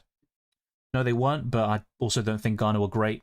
And if England have a strong squad there, I'd definitely be keen on having a few players. If not Kane, maybe Rashford in the midfield. I think a defender, whether it's Konsa or a sort of periphery defender who's going to get the nod. But yeah, that's what's up in the air right now. A lot of question marks. Okay, so let's go through some final messages and questions. Obviously, we hit the super chat goal, so I'm happy to continue for a little while longer. We've still got a few people watching, so thank you very much. And then, yeah, let's... well, I'm going to have something to eat soon and watch the second half, for sure. Who do we get for wildcard 3 and qualification booster 4? Well, I'm not going to tell you who you're going to get in 4. We don't even know who's gone through to the next round yet, so that's something to talk about later on. But yeah, you'd expect some nations to go through like France and stuff like that, but I can't really tell you for sure. But Mbappe would be up there, Harry Kane. I think with the $5 million increase to our budget, yeah, the squads are going to look even better on paper in the earlier rounds of the knockout stages. But yeah, so much can change from now until matchday 3. In terms of the wild card, you can see it right now. Just an original idea or initial idea. Things are going to change over the next couple of days. I'm doing well, Ian. Hopefully you are too. My 12th man is Messi. Hopefully he can do a repeat of matchday 1. I sold Gabriel and Sabitzer. I think Gabriel will start, to be honest. I think Sabitzer is worth selling. No worries. Yeah, I think they updated quite quickly, but obviously we had the issues with the matchday 1 deadline last week. We should always consider Messi, and matchday 1 showed us that, but I'm more keen on Messi against Jordan if Argentina still have something to play for, or if Messi is rumoured to start by that stage. But my prediction is that Argentina might rotate for the Jordan game, and Messi will be on the bench. A class beer, Brooklyn Pulp Art Hazy IPA. I haven't really tried any American ones, but I've heard good things about them. Transferred out Bruno Fernandes and Wirtz to Vinicius Jr. and Saibari. I like the players you're bringing in, but yeah, both players you're selling have great records for their country, and they could still do well on match day 2. So, yeah, one of my possible regrets might be selling Wirtz. That's what I did, obviously, but yeah, Bruno Fernandes is the one I'm more cautious about. Let's hope this match day 2 will be superb. Yeah, match day 1 was pretty poor from me. Fine margins, but enough to have a relatively underwhelming start. I need to do much better. I bought Bacho and Nakamura. I think Bacho's fine. Obviously, you could have bought Ordonez if you want a scouting bonus, but yeah, I'm not so sure about Nakamura. I think with Japan, they have a very balanced team and no particular standout in World Cup fantasy. Ahmad says, I'm not Moroccan, but have some far roots. Would be over the moon if they reached the final. Well, they obviously did very well in the last World Cup. I don't think they'll do it this time round, but that's just my prediction. I don't want to obviously kill dreams or anything like that. It's definitely possible. I think Moroccan football is improving. They obviously won one of the recent youth World Cups, so it's definitely not impossible. I'm not saying he's the Messiah, but what I saw from Tuchel showed he's another level compared to Southgate, but I can never say he did a bad job, even though I kind of do. His tactics cost us versus Italy. I could see it and was losing my mind. Reactive and too pragmatic. Tuchel isn't. Well, in my opinion, Tuchel is pragmatic, but he's not reactive. I think that's the key difference. And it's difficult to judge so far because this is Tuchel's first tournament. Southgate has a good track record, reaching 2 Euro finals, a World Cup semi-final, and another quarter-final there. So he's done very well in the big competitions when England have been knocked out in round of 16 and quarterfinals on so many occasions, even to Iceland back in 2016. So we'll see how Tuchel does, but I'm backing England to go to the semi-finals. I think they will go quite far here, and then we'll see if they can get over the line. But some of the selections were quite questionable in terms of the preliminary squad and then the final 26-man squad. We'll see how it ends up going. So Southgate's tactics cost us versus Italy. I could see it. Oh, sorry, I read that out earlier. Yeah, definitely the Italy one. Home soil, Wembley, 1-0 up after the first few minutes. I mean, Italy had some good players. It was a decent team, but England should have won that game. With Spain, yeah, I mean, that was disappointing as well, but I think the Italy one was the bigger disappointment. Hi Dylan, good to see you. I checked the ownership of Mojica, Vargas, Elvedi 3 minutes before the deadline, and all 3 were below 5% owned. I checked again, and they've now all gone above 5%. Yeah, that's just unfortunately one of the things we have to get used to with World Cup fantasy. So obviously this was my original squad. Gonna get rid of that. Yeah, that's quite disappointing. I mean, James is at least below 5%, but as you say, Mojica over 5. He probably will blank anyway, so doesn't matter. Oliveira remains a differential. Elvedi has gone above 5%. That's fantastic. Laporte is below 5% though. That's a surprise. But yeah, quite a few of these players have gone above the 5% threshold. As you say, Vargas is another one. Galindez, both of them 5.3% ownership. So yeah, it just hasn't really gone that well so far, the scouting bonus, in terms of the players I've picked. Yeah, the deadline locked in a while ago, mate, at 5 PM UK time, so we're talking about 28 minutes ago at this point. Dylan, what do you think of Ronaldo? I'm just thinking if he accepts being used as a super sub, Portugal can go far. There's a friendly Portugal scored 6 without him. Well, even a World Cup game against Switzerland in the previous World Cup. Gonzalo Ramos started, scored a hat-trick. But yeah, with Ronaldo, he's such a big name. He's done so much for Portugal. You know, it's a difficult situation, but he's 41. He's nowhere near the level he used to be. And I've said this before, I think both him and Roberto Martinez hold Portugal back. And that's why I personally don't think Portugal will win it. They still can. You can't rule them out after one game. But yeah, I just don't think as a team, Portugal are quite there to the level of a France, Spain, Argentina, maybe England. Who knows? Never a foreign coach winning the World Cup with another nation in history. Is that? Is that true? Maybe you're right. Let's see if Tuchel becomes the first. Yeah, sorry to hear that, Nashwan, but we are locked in. I think the game gave you a hit, says Kai. I bloody hope not. I'll have another look. I'll refresh the page and see if they've changed anything.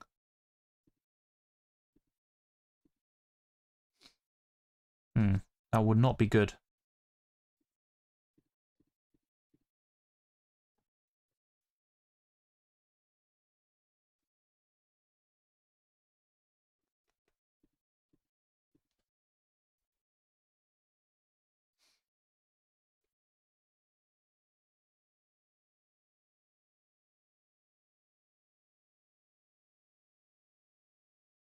Nah, didn't get a hit.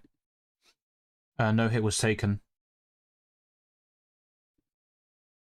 As far as I'm aware, anyway. Yeah, I'll have a look at that throughout the rest of the competition and definitely this round, but I'm pretty sure no hit was taken.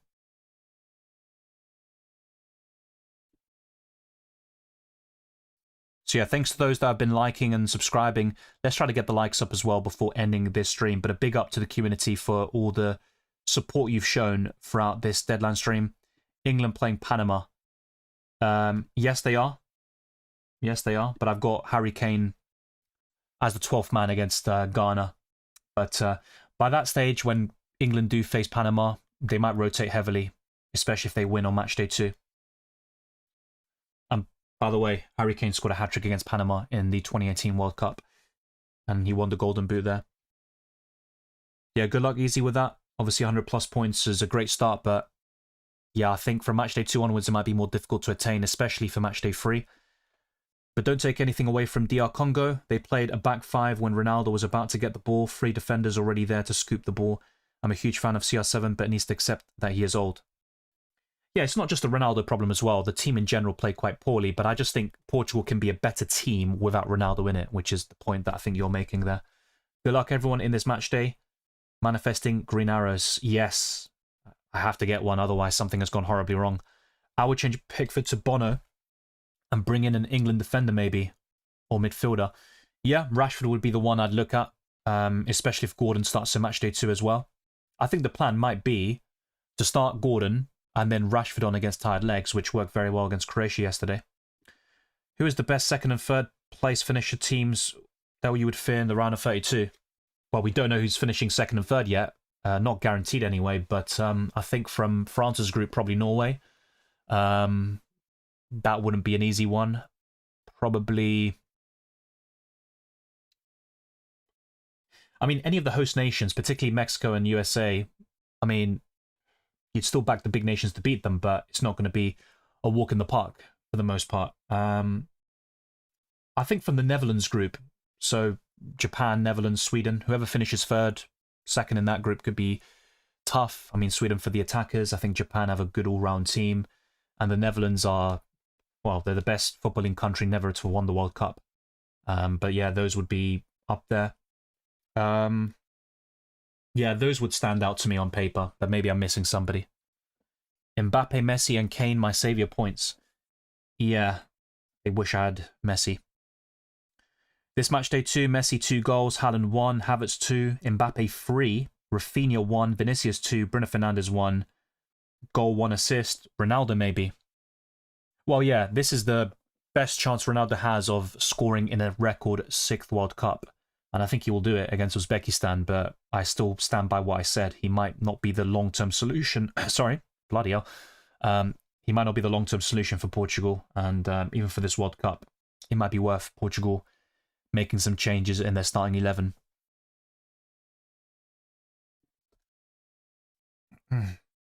Bloody South Africa fishing for more reds. Yeah, that opening game was crazy last week. 3 reds, 2 yellows. Crazy.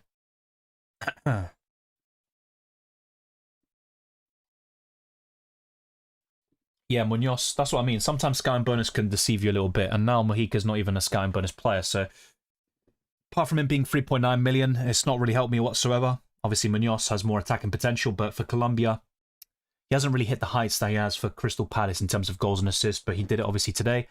Ricardo Rodriguez was very jammy, but yeah, he was the one I highlighted as the best Swiss asset. I wish I went for him as well. Well, usually we do see that, but we'll see what happens this time round in terms of a big nation being grouped. For match day 3, things will start being hectic. it's already hectic in my opinion, but I think matchday 3 will be a bit of a crazy one, especially with rotation. Best shock in matchday 1, Spain, Cape Verde, 0-0. Gay not starting was a bit strange, agreed, but Tuchel has done a few strange things. He could see that Bellingham was not quite working in a withdrawn role in the midfield, so took him off and put James in there after Rice off to wrap him in cotton wool. Yeah, and Bellingham sometimes played better in a more advanced position. We've seen that for Real Madrid, even Dortmund, but yeah, Bellingham can play well in most areas in the midfield, but he has dropped off over the past 2 years, basically, since winning the Champions League. Saibari at 2.9% ownership now. If he does well, will surely be over 5%. Agreed. I think that's another one who might not qualify for the scouting bonus for much longer, but not a guarantee.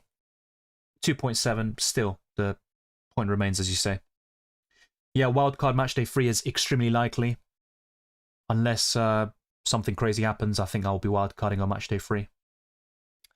Chiellini was so far forward, it was a joke. He parked the bus. Best form of defence is offence, within reason. Yeah, it was an opportunity miss for England. I mean, that's the one with the biggest regrets. The Euro final against Italy. I mean, Argentina played them in the finalissima final, beat them 3-0. Obviously, different context, but yeah, England would be kicking themselves even to this day.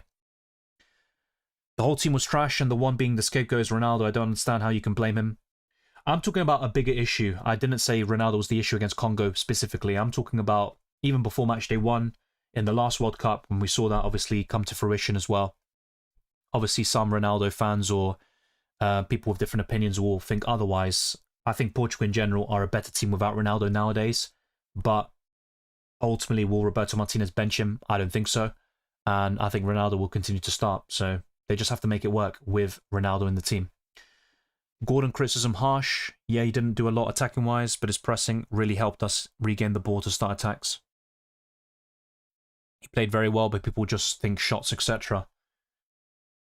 Yeah, I just don't think Gordon is an aesthetic player. He's not great to watch, so you need some productivity from him, but he always works his socks off, and he's a very quick player, of course, and can cause problems to the opposition defences. But yeah, I think Rashford for England is generally better. Yeah, but Gordon presses in a way Rashford doesn't. True. And that's why I think the formula might be start Gordon, bring on Rashford. Good luck as well, Twisted Parky. African countries did come to play. They're about to surprise people. I wouldn't be surprised to see Morocco, Egypt, and maybe Senegal reaching quarterfinals. I think one of them could, and Morocco are the best of the lot, in my opinion. Senegal caused France all sorts of problems. They should have scored more. 3-1 flattered France, you could say, but then again, they were so good in the second half. I don't think Egypt will go that far, but maybe I'm wrong about that. They've never won a World Cup match. They actually got their first point in a World Cup the other day against Belgium. Europeans complained about kickoff times without knowing time zones. Here in Asia, we always watch Premier League each season at around 1 a.m. Well, look, I'm not complaining about the World Cup being at sort of ridiculous times, even though I had to stay up until very late to watch Argentina. But yeah, it's our turn, if you will, for Europeans or those living in Europe to watch the World Cup late. It is what it is, but yeah, it's just sometimes it is frustrating, obviously. I think especially because you look at certain games and you think, well, that game could have been on earlier, or they could have swapped the schedules for a few of these matches, but the TV companies know what they're doing. Gordon being subbed for Rashford, and after 18 minutes, Rashford scores a goal, and Barca went in for Gordon. But I also think he had that advantage of energy, and up against tired legs, Gordon did the dirty work, if you will. But yeah, for England, I think Rashford is better. And, well, Rashford is the better goal scorer, maybe. Although in the Champions League, Gordon scored 10 this season. Who's the next Vulsinho in Matchday 2? I honestly couldn't tell you. In terms of a 41-year-old goalkeeper who has less than 5% ownership playing for a World Cup debutant, no one. There's only one Vulsinho, if you will. But yeah, difficult to say. And I think clean sheets might be difficult to predict for Matchdays 2 and 3. I tried so hard to have Mojica over Munoz over Mojica. Well, I had no excuses. I had enough money to do that. So, yeah, that was an opportunity missed. But ultimately, Colombia conceded, which is probably a good thing in the end. Otherwise, Munoz would have had a massive haul. So, it is what it is. Yeah, Rafinha's still doubtful. but I saw one predicted lineup with him in there. Hopefully Rafinha does start. Do you think Haiti could upset Brazil? They could, but I think Brazil will win. How would you plan using wildcard on matchday 3? Well, the plan is to see how all the results go, and certain nations will rotate, and we will get some predicted lineups. Obviously, for the Group B matches, you'll see them first. So Brazil, for example, their lineup on matchday 3. But yeah, it's going to be an interesting one. It's not like UCL Fantasy, as you say, where all the lineups are there, which would be very useful, by the way, in the World Cup, but it's just not going to be the same thing. The games are spread around a couple of days, of course. So, yeah, the plan is to see all the results and then adapt to the information we get. See you, Twister Parky. I'm also going to be heading off very soon. My whole biological clock reversed since this World Cup started. I lived in India. Yeah, I'm fixing up my sleeping pattern, though, but when Argentina play, I always try to find a way to watch them. But, yeah, for the other games at 2 a.m. and beyond, it's just not really feasible for me unless it's a weekend. Please pray for Valverde and Nakamura. Well, good luck to you, Karthik. I'm not a massive fan of them in World Cup fantasy terms, but they've got good fixtures, and if you can nail on the right Japanese attacker or midfielder, it could certainly work for you. I screwed up with Munoz, Diaz, and Laporte. I screwed up with Havertz, maybe 12th man, but we'll see how Kane does this week. Also, the midfield in particular, Brown over Kimmich, but I still think Kimmich is the better option long term, so maybe just a bit of bad luck there with that particular one. Good luck as well. I think Roberto Martinez is Portugal's biggest problem. Oh yeah, I agree. I think Roberto Martinez, then Ronaldo would be the problems in my opinion. Against Congo, I mean, even with Ronaldo in the team, and even if people think, like myself, that he is not the sort of solution, he doesn't provide the best balance up front, and that the team is geared towards providing him chances, and he's not quite the same goal scorer as he once was. Yeah, it's Roberto Martinez's issue to solve, and you would expect Portugal to win that opening game regardless. Nedved and Silvestre on screen, legends. Yeah, although Nedved shouldn't have won the Ballon d'Or, but that's just my opinion. 12th man Messi just for that opening game hat-trick. Wow, fair play. That's the best way you can really use it.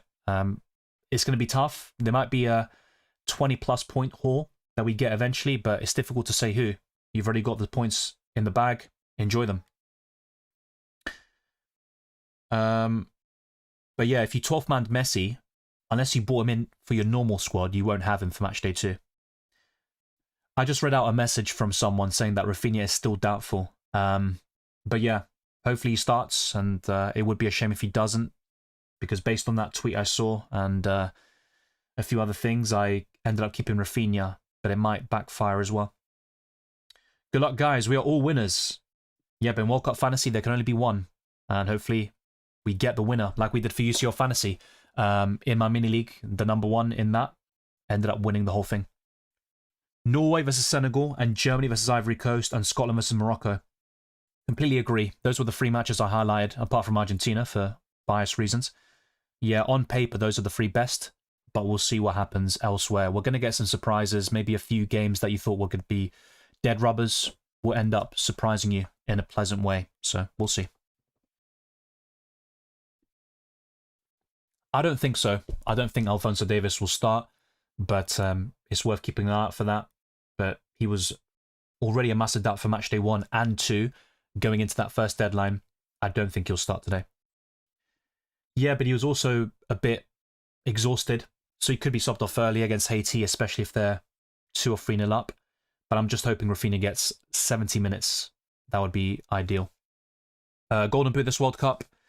For me, it's between Mbappe and Kane, but Messi has got off to a great start. He's currently leading the charts, and hopefully he wins it. I'd be, very chuffed with that. And if Argentina can win another trophy, 5 in a row, back-to-back World Cups and Copa Americas, making Scaloni the undisputed greatest manager, and Messi for players as well.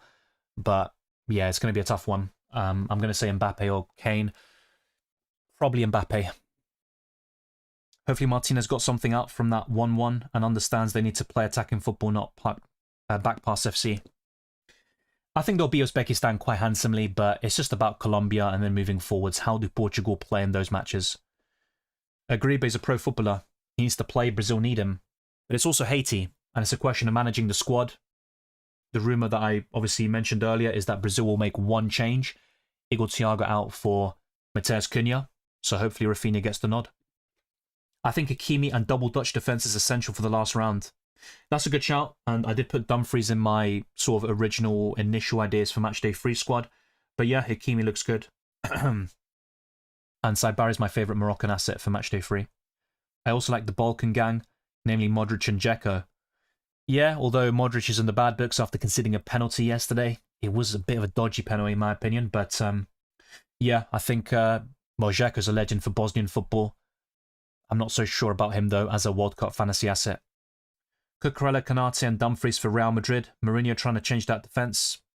I don't think that's a great defence to be honest, but individually they're okay, and Dumfries offers so much attacking potential. We'll see how it all blends together. Kane 12th man is adventurous. I wouldn't say it's adventurous, I just think it's not clear cut. Yeah, I think Harry Kane will score plenty of goals in this tournament, and Ghana were quite underwhelming against Panama. Rumours that Zelos and Rodgers to Arsenal. Oh, Zolis, you mean? Yeah, from Club Brugge.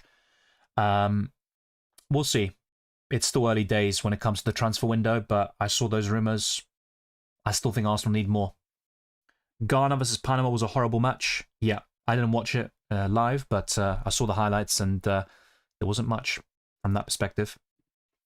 Karthik says Kobel, Mustafa, Van Dijk, Kimmich, Elvedi, Hakimi, Romero, Valverde, De Bruyne, Rafinha, Nakamura, Musiala, Havertz, Mbappe, Haaland. Looks decent. I'm not a big fan of the double German attack for Ivory Coast and Ecuador. Particularly with Musiala. I think there are better midfielders elsewhere. We'll see if Rafinha starts. I hopefully he does, but there is a chance he doesn't. I don't like your goalkeepers too much. The rest, though, looks quite solid, particularly for Matchday 3 when I'm looking at Hakimi. We'll see if Romero plays there as well. He'll start against Austria, but against Jordan, well, the same goes for a lot of your players and mine as well. We could see a lot of changes there. Yeah, Yeboah is... I mean, look, I just bought him for the Curacao fixture and the low ownership, but yeah, I'm a bit concerned about his minutes. Even him starting isn't guaranteed, so it was a bit of a risky pick in the end. Maybe Somerville would have been the better option. The fixtures will be announced in the next couple of days, even tomorrow, maybe, if I'm not mistaken. So, yeah, within the next week, they will be confirmed, but I'm not going to do any FPL content for the next couple of weeks, to be honest. Thank you, Ian. Before I go, let me say this. Dylan is doing a good job. I usually find it worthy to watch his videos. You're a good man, Dylan. Praying you get what your heart desires. Have a blessed week. Bye. Thank you very much. Kind words from you, and I wish you the best as well. Not just for World Cup Fantasy, but in general, and enjoy the football. Yeah, Roberto Martinez will leave Portugal. He's linked with Al Nassr, actually, which is interesting. So he's going to reunite with Cristiano Ronaldo. So thanks everyone for tuning in. It has been a blast talking to you for the last couple of hours. If you haven't done so already, drop a like on this stream, subscribe to my channel, and also hit the notification bell so you're always up to date on my content, not just for World Cup Fantasy, but also FPL and UCL Fantasy. And check all the links in the description, my Patreon and the Championship, fair likes to my videos, proud to comments, Mark Spread of the Perks, my Discord server, the World Cup Fantasy League, and Spotify can also be found in the description. I'll see you very soon for more World Cup Fantasy content. So that includes the best wildcard squad for Matchday 3, which will be very popular. That's my current strategy. The team selection will also be there, and there could be another additional video or two, maybe even a live stream. I know the people are speaking, and I'm trying to hear you. So yeah, over the next month, every single deadline, you'll be covered with the best content possible for World Cup Fantasy. And stay tuned going into next season for Fantasy Premier League and Champions League content. Take care, enjoy the World Cup for the next month or so, and I'll see you very soon.